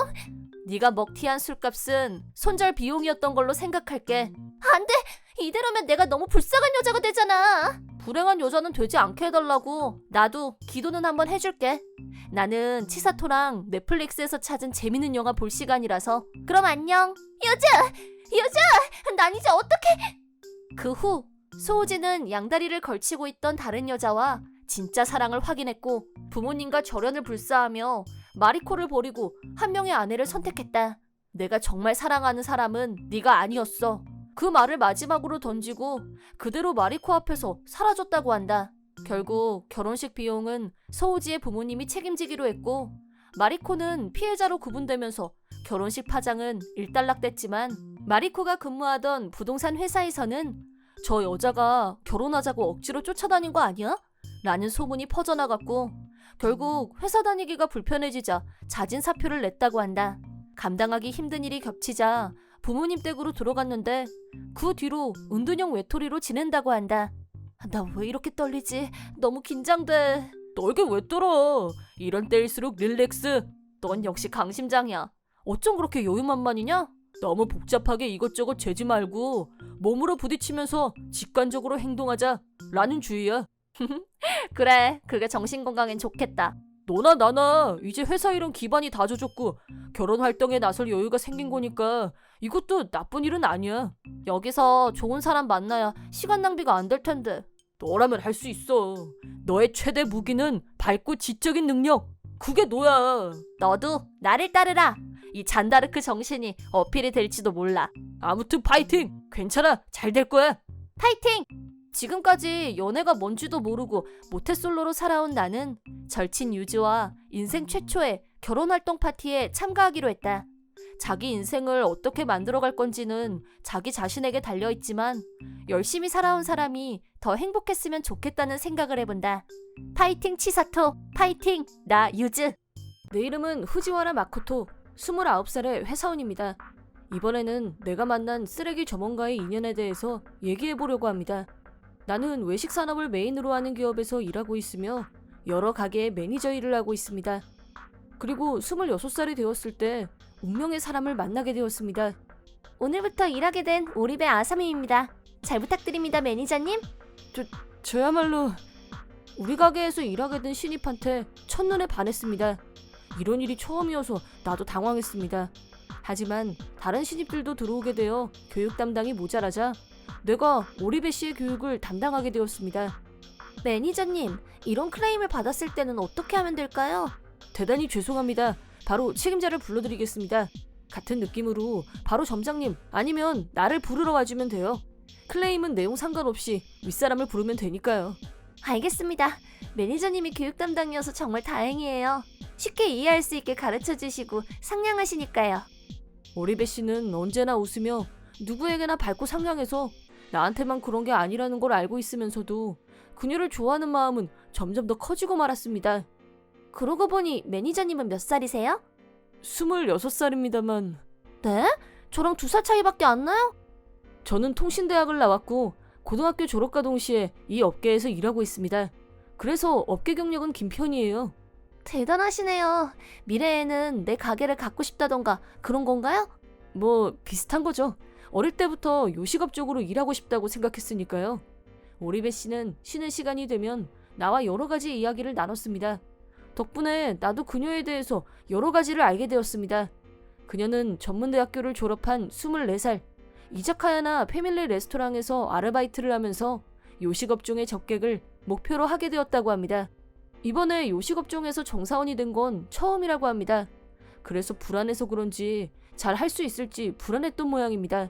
하지만 그녀의 접객은 손님들 사이에서는 좋은 평판이었습니다. 본사에서도 그녀를 점장, 매니저 후보로 생각하고 있다고 했습니다. 사람으로서 동료로서도 멋진 그녀는 직장 내 남자들 사이에서도 인기가 좋았고 이렇게 나도 오리배 씨를 노리는 사람 중 하나였으나 연애에 적극적으로 하는 게 힘들어서 아무것도 하지 못하고 있었습니다. 그랬더니 오리배 씨한테 개인 라인으로 연락이 왔습니다. 안녕하세요. 안녕하세요. 무슨 일이시죠? 그 집에서 대량으로 귤을 보내주셔서 혼자서는 다 먹을 수가 없어서 괜찮으시다면 몇 개 가져가실래요? 너무 감사합니다. 다른 직원들도 좋아하지 않을까요? 아니에요. 매니저님이 받아주셨으면 하는 거라고요. 단 둘이서 만나고 싶어서 그런 거예요. 그리고 나서 나는 바로 오리배 씨에게 전화를 했습니다. 그랬더니 오리배 씨는 공사를 구분하지 못해서 죄송합니다. 라고 사과했습니다. 사과할 필요는 없습니다. 훨씬 전부터 공사를 구분하지 못한 건 나니까요. 그렇게 나는 오리배 씨의 집을 들렀고 기세 좋게 고백했습니다. 그녀는 울면서 기뻐해 주었고 우리는 그렇게 사귀기 시작했습니다. 나는 사귀게 된 지 2년이 됐을 무렵 어떤 결심을 하게 되었습니다. 있잖아, 조금 있으면 아삼이 생일이지? 그런 말 하지 마. 나이를 인식시키지 말라고. 그래도 아직 25살이잖아. 그렇긴 한데. 그래서 생일은 왜? 프랑스 요리 모니로봇이라는 레스토랑 알아? 당연하지. 엄청 유명한 고급 레스토랑이잖아. 거기서 축하하고 싶어서 예약했거든. 예약하기 엄청 힘든 걸로 유명한 덴데? 뭐 좀 힘내봤지. 그건 그렇긴 한데 엄청 분발했네? 작년까지만 해도 이렇게 하진 않았잖아. 뭐 어때? 좋잖아. 그렇네. 엄청 좋아. 고마워. 기대할게. 기대해주세요. 사실은 그저 생일을 축하하고 싶은 건 아니었습니다. 나는 그녀에게 프로포즈를 할 생각이었습니다. 그래서 나는 이 메시지를 주고받기 전에 신중하게 준비를 했습니다. 우선 한 달에 걸쳐서 될 수 있는 한 유명한 액세서리 숍에 가서 프로포즈 반지를 찾아다녔습니다. 이 레스토랑도 간단하게 예약한 것이 아니었습니다. 점장님한테 전화해서 이렇게 부탁드렸습니다. 프로포즈를 하려고 하는데 서프라이즈를 조금 도와주실 수 있으실까요? 물론입니다. 어떻게 진행할까요? 거기서는 피아노 연주를 해주는 게 있죠? 제가 원하는 곡을 연주해 주시고 그 타이밍에 맞춰서 케이크를 가져다 주셨으면 합니다. 그리고 케이크 데코레이션에 해피 버스데이와 결혼해 주세요 라고 적어주셨으면 합니다. 정말 멋지네요. 알겠습니다. 면밀 주도하에 점장님의 호의로 리허설까지도 할 수 있게 되었습니다. 그렇게 드디어 당일 나는 긴장하면서 레스토랑으로 향했습니다. 왜 그래? 뭔가 긴장한 것 같은데? 아니 너무 고급스러운 레스토랑이다 보니까 별로 잘 안 가니까 그녀가 나를 걱정할 정도로 나는 긴장하고 있었습니다. 그럴 수밖에 없는 게 일생일대 엄청난 이벤트. 긴장하는 건 당연한 거였습니다. 삐걱거리며 레스토랑으로 들어섰고 자리로 안내를 받은 것까진 좋았으나 어서 오십시오. 오늘은 코스 요리로 식사하는 게 맞으십니까? 네, 맞습니다. 음료를 정해주세요. 담당으로 온 웨이터가 묘하게 기분 나쁜 태도에 까칠한 말투를 사용하고 있었습니다. 이 레스토랑에는 별로 어울리지 않다고 생각했습니다. 음료를 들고 왔을 때도 이상할 정도로 쾅 하고 내려놓는 느낌이었고 기분 나쁜 태도를 고치려고 하지 않았습니다. 저 사람 뭔가 기분 나쁘네. 그렇네. 그녀도 기분 나빠하는 느낌이었고 제발 오늘만큼은 이러지 말아줘 하고 울고 싶은 기분이 들었습니다. 하지만 이제는 돌아갈 수 없습니다. 서프라이즈만 성공하면 이 불쾌한 기분도 사라질 거라고 생각하면서 마음을 굳게 먹었습니다만 나 드디어 마코토의 아내가 되는 거네? 응, 맞아. 뭐야, 좀 더 기뻐해주면 안 돼? 당연히 기쁘지. 엄청 기쁜 건 사실인데. 역시 원래는 그 레스토랑에서 프로포즈할 생각이었어? 눈치챘어? 그렇지만 생일 케이크 치고는 엄청 화려했으니까. 고급 샴페인까지 준비해줬으니까. 그렇네. 그런데 그 직원이 쓸데없는 소리를 해서. 됐어. 그 후에 제대로 마무리해줬으니까. 내가 이렇게나 기뻐하니까 신경 쓰지 않아도 돼. 알았지? 그렇네. 미안해. 고마워. 사실은 그 레스토랑에서 해보겠어 하고 기합을 넣은 순간 그 직원이 내 쪽으로 다가와서 케이크는 연주가 시작되고 나서 가져오는 걸로 하면 되는 거죠? 귓속말로 속삭이는 게 아니라 그녀가 들리게 말했습니다. 즉 서프라이즈를 망친 겁니다. 나는 생각지도 못한 행동에 굳어버렸습니다. 그녀도 그녀대로 기분 나빠 보였습니다. 분명히 서프라이즈라는 걸 그 사람은 모른다고 생각하고 화장실에 가는 척하면서 점장님한테 확인해보니 정말 죄송합니다. 철저하게 입단속을 시켰습니다만 나가타니 씨가 아무래도 착각을 한 모양입니다. 그렇게 말하며 고개를 숙이고는 사과했습니다. 그리고 나가타니라는 직원을 데리고 와서 죄송합니다. 전혀 미안한 마음 없는 사과를 했습니다. 나는 깊은 곳에서부터 열이 끓어올랐지만 여기서 큰 소리를 낼 수 없어서 어쩔 수 없이 사과를 받아들였습니다. 결국 데코레이션은 해피 버스데이만 적었고 그냥 생일 서프라이즈로 바뀌었습니다. 그리고 서둘러서 뷰가 좋은 바에 가서 다시 프로포즈를 한 겁니다.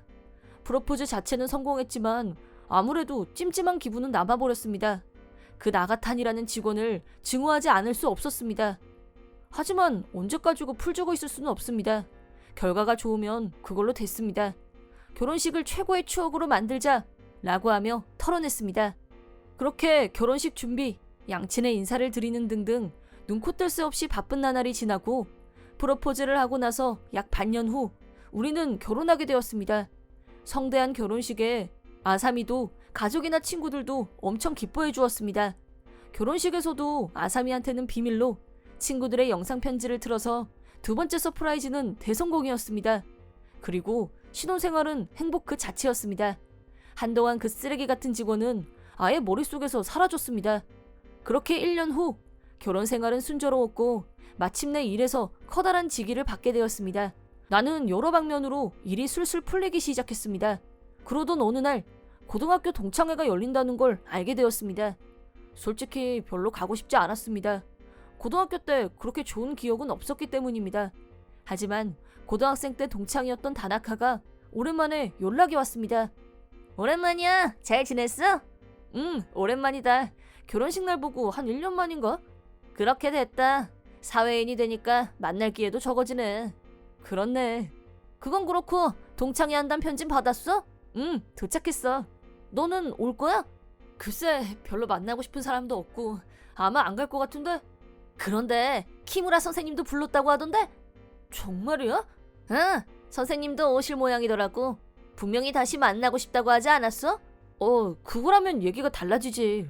키무라 선생님은 고등학교 때 담임 선생님입니다. 당시 대학에 갈지 말지 고민하던 나를 상담해 주셨고 지금 업계에 들어갈 수 있도록 등을 밀어준 은사입니다. 되도록이면 그때의 은혜를 갚기 위해서는 이번 동창회가 절호의 기회입니다. 모처럼인데 갔다 와.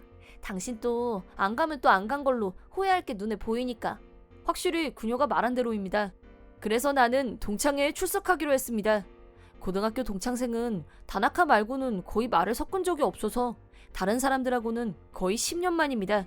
조금 긴장하면서 그 회장에 들어간 나는 당시에 그렇게 말을 섞지 않는 사람도 오랜만에 만나니 여러 가지 이야깃거리로 누구와도 말을 섞을 수 있었고 혼자 동떨어져 있는 일은 없었습니다. 드디어 선생님과도 만나서 인사와 그때 도와주셨던 은혜를 갚을 수 있을 것 같아서 만족했습니다. 하지만 문득 회장내를 둘러보니 당신 분명 레스토랑에서 그 서프라이즈를 망친 직원이 이 자리에 있는 겁니다. 어떻게 봐도 동창회에 참석한 사람이었고 즉 나랑 동창이라는 건데. 뭐야, 정말로 기억 못하는 거야? 나한테 그런 창피를 주다니. 웃기지 마! 이 한마디로 나는 잊었던 기억이 떠올랐습니다. 그는 고등학교 3학년 때 같은 반으로 나가타니 타카히로였습니다. 당시에 나는 동창회에 초대된 친구는 다나카 말고는 몰랐고 공부도 스포츠도 뛰어나지 않은 평범한 학생이었습니다. 그에 비해 나가타니는 눈에 띄는 그룹에서 리더였던 학생이었습니다. 말 그대로 승자들의 그룹에 있던 학생이었습니다. 그는 평범하고 우중충한 나를 바보 취급했습니다. 괴롭히는 정도는 아니었지만 장난감으로 나를 가지고 노는 느낌이었습니다. 그리고 고등학교 마지막 축제 이후 교실 안에서 아주 약간의 소동이 있었습니다. 거기서 나가타니는 나를 붙잡고는 이봐 조금은 말을 해보라니까. 하지 마, 아파. 축제라서 텐션이 올라가서 그런지 그때 그는 나를 붙잡아서 헤드락을 걸었습니다. 주변은 즐거워했지만 나는 그저 아팠습니다. 그리고 하지 말라고! 나는 나도 모르게 그를 밀쳤고 그는 넘어져 굴렀습니다. 엉덩방아를 찧은 그를 모두가 비웃었습니다. 그걸로 자존심이 상한 그는 이 자식이! 나한테 정말로 달려들었던 겁니다. 나는 바로 그 공격을 쳐냈고 주먹을 명치에 갖다 꽂았습니다. 주변은 놀랬고 한동안 정적이 흘렀습니다. 사실 아무도 모르는 거지만 나는 어릴 적부터 가라데를 배웠고 고등학교 3학년 때는 3단의 검은 띠였습니다. 나도 모르게 조건반사로 반격을 한 것이지만 유단자가 봐주지 않고 때린 거라 초보자는 버틸 수 없는 것이었습니다. 나한테 맞은 나가타니는 웅크려서 뚝뚝 눈물을 흘렸습니다. 이 건에 대한 응어리는 길게 이어졌습니다. 계속 엄한 태도로 버티고 있던 나가타니가 반에서 평범하고 눈에 띄지 않던 나한테 맞아서 울고 말았으니까요. 그때부터 졸업까지 그는 계속 놀림감이 되었습니다. 이 건으로 인해 반 내에 리더라는 자리에서 떨어진 거나 다름이 없었던 것입니다. 그리고 다시 원래 이야기로 돌아가자면 나가타니는 아무래도 지금도 나를 원망하고 있는 것 같았습니다. 솔직히 그 건에 대해서는 둘 다 잘못이 있지만 어떻게 보면 먼저 손을 댄 나가타니 쪽도 잘못이 있습니다. 하지만 나는 그의 눈을 보면서 그때는 미안. 제대로 고개를 숙여 사과했습니다. 그렇게 한 건 저도 잘못이 있기 때문이죠. 가라데 유단자는 절대로 초보자한테는 손을 대지 않는 거라고 배웠는데 나도 모르게 하긴 했지만 손을 댄 건 내가 잘못했어. 그거에 대해서는 정말로 미안하다고 생각하고 있어. 내가 사과한 건 가라데의 유단자가 손을 댄 건에 관한 것이었습니다. 그 후에 그가 웃음거리가 된 건 그가 평소에 잘못된 행동거지에 있던 거기도 합니다. 하지만 내 사과를 받고는 나가타니는 얼굴이 빨개져서는 화내기 시작했습니다. 사과로 끝낼 일이 아니잖아. 너 때문에 수능도 못 봤어. 지금은 레스토랑에서 웨이터나 하는 꼴이 됐다고. 그걸 내 탓으로 하기에는 조금 억지가 있어 라고 생각하긴 했지만 우선 전부 들어주기로 하고 잠자코 입을 다물었습니다. 게다가 여자까지 데리고 와가지고 대단한 척 나한테 응대나 시키고 그거에 모자라서 프로포즈까지? 웃기지 말라고. 그래서 프로포즈를 망친 거라고. 그 말에 내 기분은 차갑게 식어갔습니다. 그러니까 그건 일부러 그런 거란 거지? 그래, 맞아. 알았어. 그걸 들어서 다행이네. 그 말을 듣고 나는 동창회장을 떠났습니다. 왜냐하면 수고를 덜었네 라고 생각했으니까요. 그리고 몇 주 후 본사에서 새로운 지역의 매니저로서 온 후지와라입니다. 잘 부탁드립니다. 뭐? 나는 그가 일하고 있는 레스토랑의 지역 매니저로서 일하게 되었습니다. 사실 이 레스토랑은 내 아버지가 경영하는 회사가 운영하고 있던 곳이었습니다. 게다가 프로포즈 했을 때는 공부할 겸 아버지와는 관계없는 회사에 있었기 때문에 점장님도 포함해서 아무도 내 정체를 모르고 있었을 겁니다. 결혼하고 나서 얼마 후 본격적으로 후계자 수업을 위해서 아버지의 회사에 입사했습니다. 그리고 지금은 이 지역 일대의 매니지먼트를 담당하고 있습니다. 이게 바로 최근에 맡게 된 커다란 업무입니다. 얼굴이 창백해진 나가타니한테 나는 상사로서 이야기를 시작했습니다. 나가타니 씨, 유감이지만 당신은 이번 달까지만 일하세요. 그랬더니 그는 눈을 부릅뜨며 따졌습니다. 웃기지 마! 권력을 휘두르다니 그날의 복수라도 하겠다는 거야? 확실히 우리들 사이의 인연으로 따지자면 그렇게 생각되는 것도 무리는 아니네요.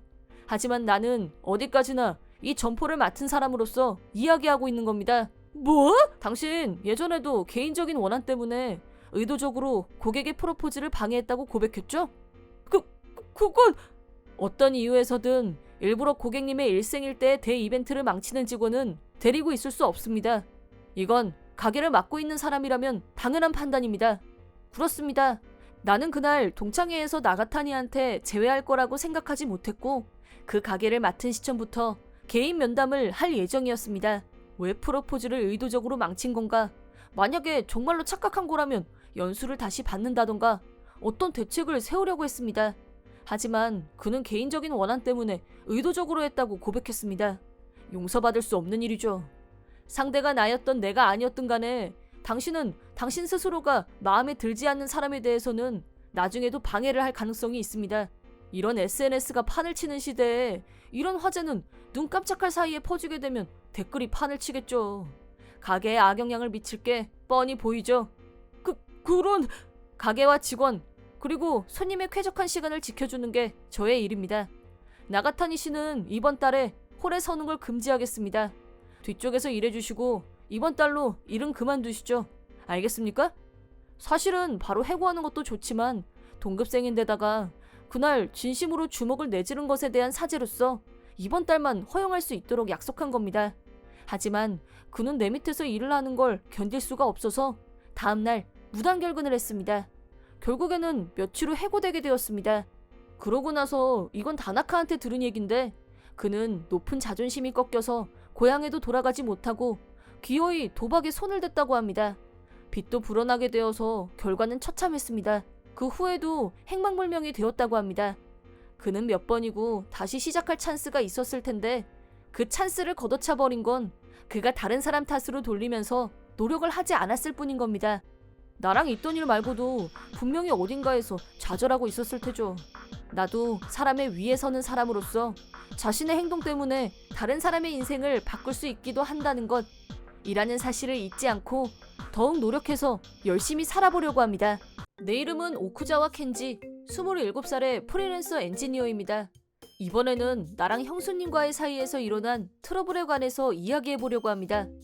나는 독신이지만 혼자 살고 있지 않고 2살 형인 신지와 살고 있습니다. 예전에는 부모님과 함께 4명이서 살고 있었지만 두 분 모두 일찍 돌아가셨습니다. 둘 다 출가를 하지 않아서 그냥 그대로 형제들끼리 살기로 했습니다. 우리 형제는 특별하게 사이가 좋은 건 아니었고 겉모습도 성격도 정반대입니다. 형은 예전부터 친구도 많고 자유로운 영혼이고 반의 중심에 있는 타입이고 한편 나는 내향적인 데다가 사람을 사귀는 것도 서툴러서 어릴 때는 매번 비교당해서 분한 적도 있었지만 형이 부럽기도 했습니다. 하지만 지금은 둘 다 나이를 먹어서 형에 대한 콤플렉스는 사라져갔습니다. 나는 컴퓨터 엔지니어로 재택근무를 하고 있었고 형은 차 수리공으로 일하고 있어서 각자 일하고 있습니다. 둘이서 술을 마시거나 놀러가는 건 아니지만 서로 티격태격거리진 않습니다. 가사도 각자 분담해서 하고 있었고 서로 간섭하지 않도록 하고 있습니다. 서로 간섭하지 않아서 그런지 둘이서 아무 일 없이 잘 지내는 느낌이었습니다. 나는 지금 생활에 아무런 불만이 없지만 프라이버시를 잘 지켜주는 건 형이 잘해주고 있습니다. 왜냐하면 형한테는 애인이 있기 때문입니다. 형의 여자친구인 토모에 씨를 소개해준 적이 있는데 잘 부탁해요. 정말 안 닮았네요. 뭔가 오타쿠 같아요. 라고 처음 만났을 때 이렇게 말했습니다. 나랑 동갑이기도 하고 아기는 없었겠지만 이 무례한 행동은 조금 꺼려집니다. 평소에는 그렇게 얼굴을 마주할 일이 없지만 형의 연애관계에 대해서 감나라 배나라 할 생각은 없었기 때문에 상관없었지만 어느 날 말도 안 되는 걸 떠보기로 했습니다. 미안, 잠깐 괜찮아? 무슨 일이야? 일하는데 연락하더니 별일이네? 사실 부탁할 게 있어서 좀 들어줄래? 들어보고. 토모야랑 말이야. 한동안 같이 살아도 될까? 으아! 너무 그렇게 노골적으로 싫어하지 마. 아니, 형의 애인이랑 같이 산다는 것 자체는 보통 싫어하지. 애초에 왜 그러는 건데? 뭐 일을 관두고 싶다고 해서 월세를 못 내서 나가야 된다고 하더라고. 이대로라면 거리에 나앉을지도 모른다고 하면서 한숨 쉬더라고. 그렇구나. 부탁해. 일생에 한 번의 부탁이야. 이런 말을 듣게 되었습니다. 정말 이러지 말아줘 라고 생각하면서도 아무리 불편한 여자를 거리에 나앉으라고 해 라고 말할 수도 없는 노릇이고 형이 이렇게 필사적으로 부탁한 적은 처음이기도 해서 결국 거절할 수가 없었습니다. 그리고 토모에 씨가 우리 집에 찾아왔습니다. 우와, 정말 살았어. 그럼 오늘부터 잘 부탁해. 아, 저야말로 불편한 거를 티를 안 내려고 했지만 그건 그렇고 동생은 이 시간에 집에 있어도 되는 거야? 설마 니트족이야? 변함없이 위에서 내려다보는 듯한 태도를 취했습니다. 솔직히 사이가 좋아질 자신이 없었습니다. 처음에도 말했지만 나는 재택근무에 형은 공장에서 근무를 합니다. 즉 어쩔 수 없이 내가 여자친구분과 같이 있는 시간이 많아졌지만 그녀의 생활 패턴은 지저분했습니다. 어지르고 벗은 채로 두는 건 당연지사 가사도 하지 않고 낮부터 술을 마시는 등 심할 정도였습니다. 형도 완벽하진 않지만 그것보다도 심한 정도였습니다. 게다가 새로 일을 찾는다곤 했지만 전혀 그런 모습이 보이지 않았고 낮부터 술을 마시면서 잔소리를 할 뿐. 이라면 버티겠지만 이봐, 취아이가 없던데? 다 떨어지기 전에 사두라고 했잖아. 최근에는 나를 마치 아랫사람처럼 부리고 있습니다. 게다가 일에 집중하는 날만 골라서 친구들을 초대하고는 엄청 시끄럽게 놀기도 합니다.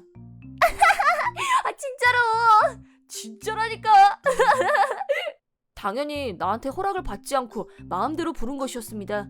시끄럽네 진짜로.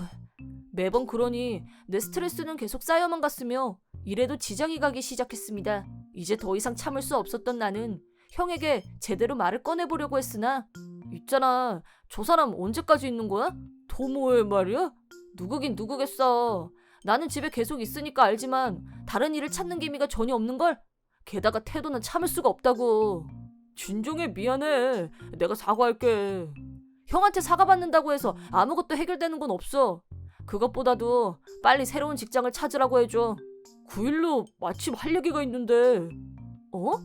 일단 토모야하고도 얘기해봤는데 아예 그냥 나랑 평생 같이 살고 싶다고 하던데. 그건 설마. 응, 결혼하기로 했어. 대체 어떻게 돌아가고 있는 건지. 잠깐 동안 신세 지는 거라고 생각했는데 결혼이라니.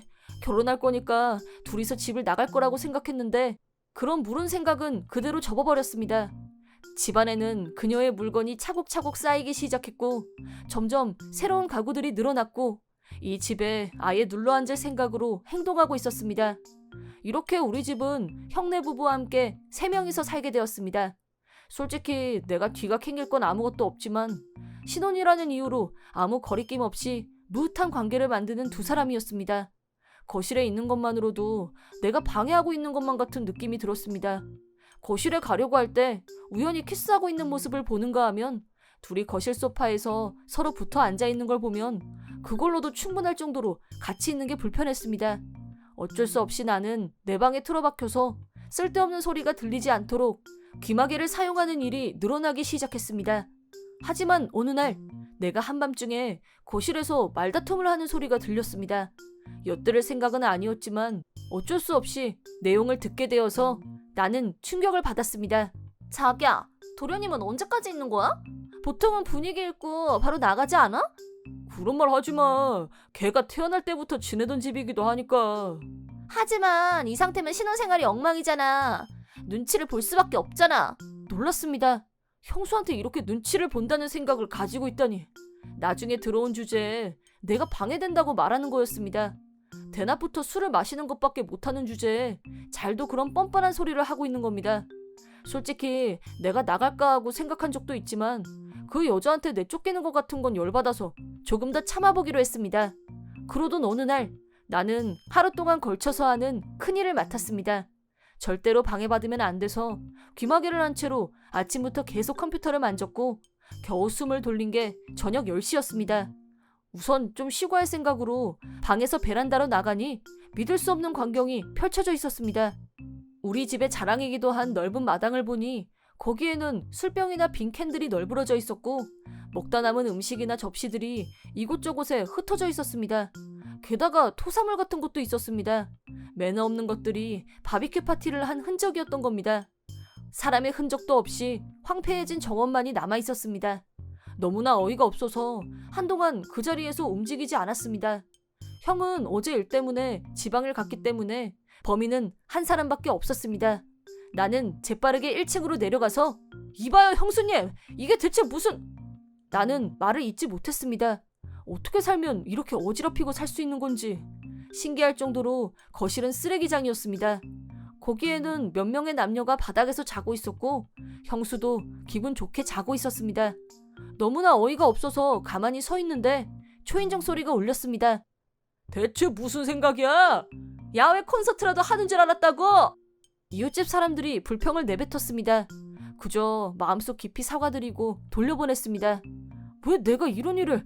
지금까지 쌓이고 쌓였던 울분이 한꺼번에 터져나왔습니다. 일어나! 그리고 당장 나가! 친구들을 전부 두들겨 깨워서 내쫓았습니다. 사실은 정리까지 하라고 하고 싶었지만 그것보다도 가급적 빨리 해결해야 할 문제가 있었기 때문이었습니다. 제발 적당히 좀 하세요. 아무리 그래도 그렇지 이웃 사람들한테도 민폐를 끼치다니. 나는 이번 기회에 형수한테 생활 습관을 고치라고 강하게 말했지만 형수는 오히려 화를 냈습니다. 뭐? 당신하고는 상관없잖아. 그것보다 내 친구들한테 버릇없게 행동하지 마. 말다툼하는 동안 더욱 열이 받은 그녀는 기어이 본성을 드러냈습니다. 솔직히 당신 거슬린다고. 대체 언제까지 형한테 기생할 셈이야?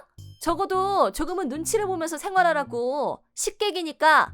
아, 내가 식객이라고요? 그거 형한테 들은 건가요? 그래, 제대로 된 일도 하지도 않으면서 하루 종일 집에만 있는 게 부끄럽지도 않은 거야? 조금은 형을 본받는 게 어때? 나는 이제 더 이상 참을 수가 없어서 알겠습니다. 나갈게요. 후회해도 나는 모릅니다. 그렇게 말하고 나는 짐을 챙겨서 집을 나갔습니다. 야, 진짜 집을 나간 거야? 아무래도 나는 식객인가 보더라고. 몰랐어. 내가 형한테 기생하고 있었다니. 그건 미안하다. 나도 모르게 허세를 부리다가 그만. 어쨌든 토모에는 내가 설득할 테니까 부탁이니까 다시 돌아와. 미안하지만 그럴 생각 없어. 적어도 그 사람이 있는 한은 말이야. 그리고 허세 때문에 사람을 그런 식으로 폄하하는 형도 지긋지긋해. 부모님을 생각한다면 형제끼리 다투는 건 별로 좋지 않다고 생각하지만 이제 더 이상은 못 참아. 진정해. 말로 하자. 답 좀 해, 켄지.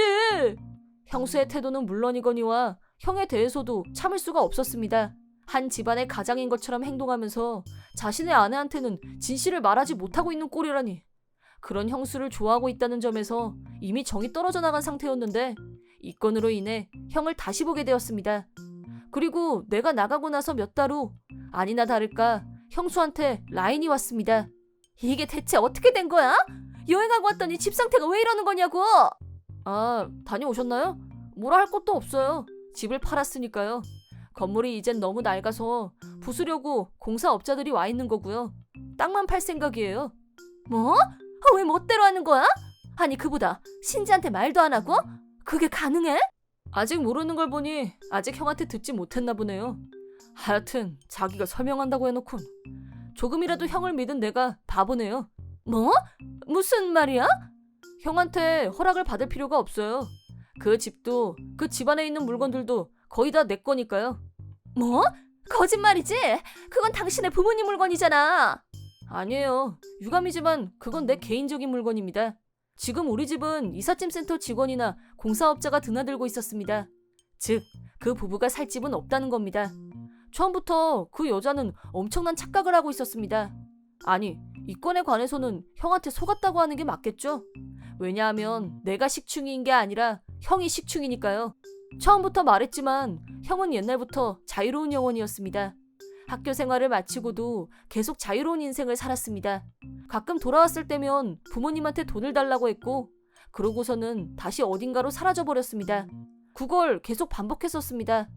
나는 열심히 일해서 대학에 가고 계속 엔지니어로서 열심히 살고 있었습니다. 정말로 우리 형제는 정반대라고 생각합니다. 부모님도 살아계셨을 때는 형의 행실에 난감해했지만 아버지도 어머니도 형이 하고 싶은 대로 하게 뒀습니다. 하지만 그런 부모님의 인내심도 끝이 보였습니다. 형은 차를 운전하는 도중에 자신의 부주의로 인명사고를 냈고 말도 안 되는 액수의 치료비와 위자료가 나와서 부모님도 눈물을 보이셨습니다. 이때 부모님의 인내심이 끊어져 버렸습니다. 왜 이렇게 어리석게 구는 것이냐? 시끄럽네. 어쩔 수 없잖아. 어디서부터 잘못된 걸까? 나는 엄마 실격이야. 아버지 어머니, 이런 형은 그냥 내버려두면 되잖아. 나는 아버지와 어머니한테 여러 번 말했습니다. 하지만 부모님은 자신들이 형의 어리광을 받아준 것 때문에 생긴 대금은 갚아야지 하고 말했습니다. 결국 대금을 전부 대신 지불해 주셨습니다. 그 결과 아버지는 할아버지한테 물려받은 훌륭한 토지를 팔 수밖에 없었습니다. 그럼에도 불구하고 행동을 고치지 않은 형은 아버지와 크게 싸우고 집을 나가서는 연락이 끊어졌습니다. 내 아들은 켄지 한 명이라고 생각할게. 우리들이 장남인 신지한테는 모르기만 했는데 너한테는 고생만 시켰구나. 남길 수 있는 건 많지 않지만 이 집과 가전을 전부 켄지의 명의로 바꾸도록 할게. 너도 재택근무를 하고 있으니까 집을 가지고 있는 게 낫지 않니? 아버지 어머니 고마워요. 나 끝까지 아버지와 어머니를 보필할 거니까. 형의 교육 방침에 대해서 아버지와 어머니를 원망한 적도 있었지만 나를 제대로 사랑해주고 있다는 걸 알게 되었으니까 나는 형에 대한 건 잊고 부모님과 서로 도우면서 살기로 결심했습니다. 아버지와 어머니는 형이 일으킨 트러블 건도 있고 해서 인생은 무슨 일이 일어날지 몰라 라고 하면서 집의 명의나 보험금의 수취인을 전부 내 이름으로 변경했습니다. 그러고 얼마 지나지 않아 두 분 다 교통사고로 돌아가신 거였습니다. 모든 절차가 끝나 있었기 때문에 집을 포함해서 전 재산이 내 것이 되었습니다. 하지만 두 분의 장례식 날 어디서 들은 건지 신지가 돌아온 겁니다. 아버지 어머니, 내가 잘못했어. 이제부터는 마음을 고쳐먹고 진지하게 일할게. 둘의 불전 앞에서 무릎을 꿇으며 사죄하고 있는 겁니다. 하지만 나는 이런 걸로 형을 용서할 생각은 없었습니다. 아버지도 어머니도 형이랑 절연해서 이제 더 이상 아들이라고 생각하지 않는다고. 자기가 필요할 때만 돌아와서는 유산을 노리는 거라면 돌아가. 너한테는 한 푼도 줄 수 없어. 그렇게 엄청 소리를 지르면서 화냈습니다. 솔직히 형과 주먹 다짐할 것도 생각하고 있었지만 유산 같은 건 필요 없어. 나 지금부턴 정말 열심히 일할 거야. 그러니까 부탁해. 아버지랑 어머니가 살았던 이 집에 돌아갈 수 있게 해줘. 형이 눈물을 글썽거리며 말하길래 아무 말도 나오지 않았습니다. 집으로 돌아오는 조건으로 취직을 하라고 했으며 형은 몇 번이고 고생하면서 이 일을 찾게 된 것이었습니다. 확실히 취직을 하게 되면서 다소 성실해지긴 했지만 3살 버릇 80까지 간다고 완전히 바뀌진 않았습니다. 돈 씀씀이는 컸고 저금은 당연히 없습니다. 나에게 돈을 달라고 하진 않았지만 자기의 연관된 비용을 한 번도 지불한 적은 없습니다. 즉 완벽한 식객이었던 겁니다. 그렇게 살아오던 남자가 마음을 고쳐먹고 온다는 건 애초부터 없었겠지만 설마 하니 식객을 한 명 더 늘려서 자신에 대해서는 하나도 말하지 않고 나를 식객 취급하다니. 이것만큼은 절대로 용서할 수 없었습니다. 업자한테 해체가 끝났으니 확인 부탁드립니다 라는 연락이 와서 오랜만에 집으로 돌아가니 그 바보 커플이 기다리고 있었습니다. 내가 잘못했어. 좋아하는 여자한테 허세 부리고 싶은 마음 알잖아. 내가 화가 나는 건 형이 허세를 부려서 그런 게 아니야. 본인이 얼마나 아버지와 어머니한테 패를 끼쳤는지는 알고 있는 거야? 아버지와 어머니가 돌아가시고 나서 마음을 고쳐먹고 일한다고 했는데 생활 습관을 전혀 바꾸지 않았잖아. 거기다가 나를 식객 취급하면서 이런 바보 같은 여자를 데리고 오다니. 내가 직구를 날리자 형은 입을 다물었습니다. 그랬더니 형수도 나한테 달라붙기 시작했습니다. 이 사람도 나쁜 마음을 먹어서 그런 건 아니야. 그러니까 용서해줘.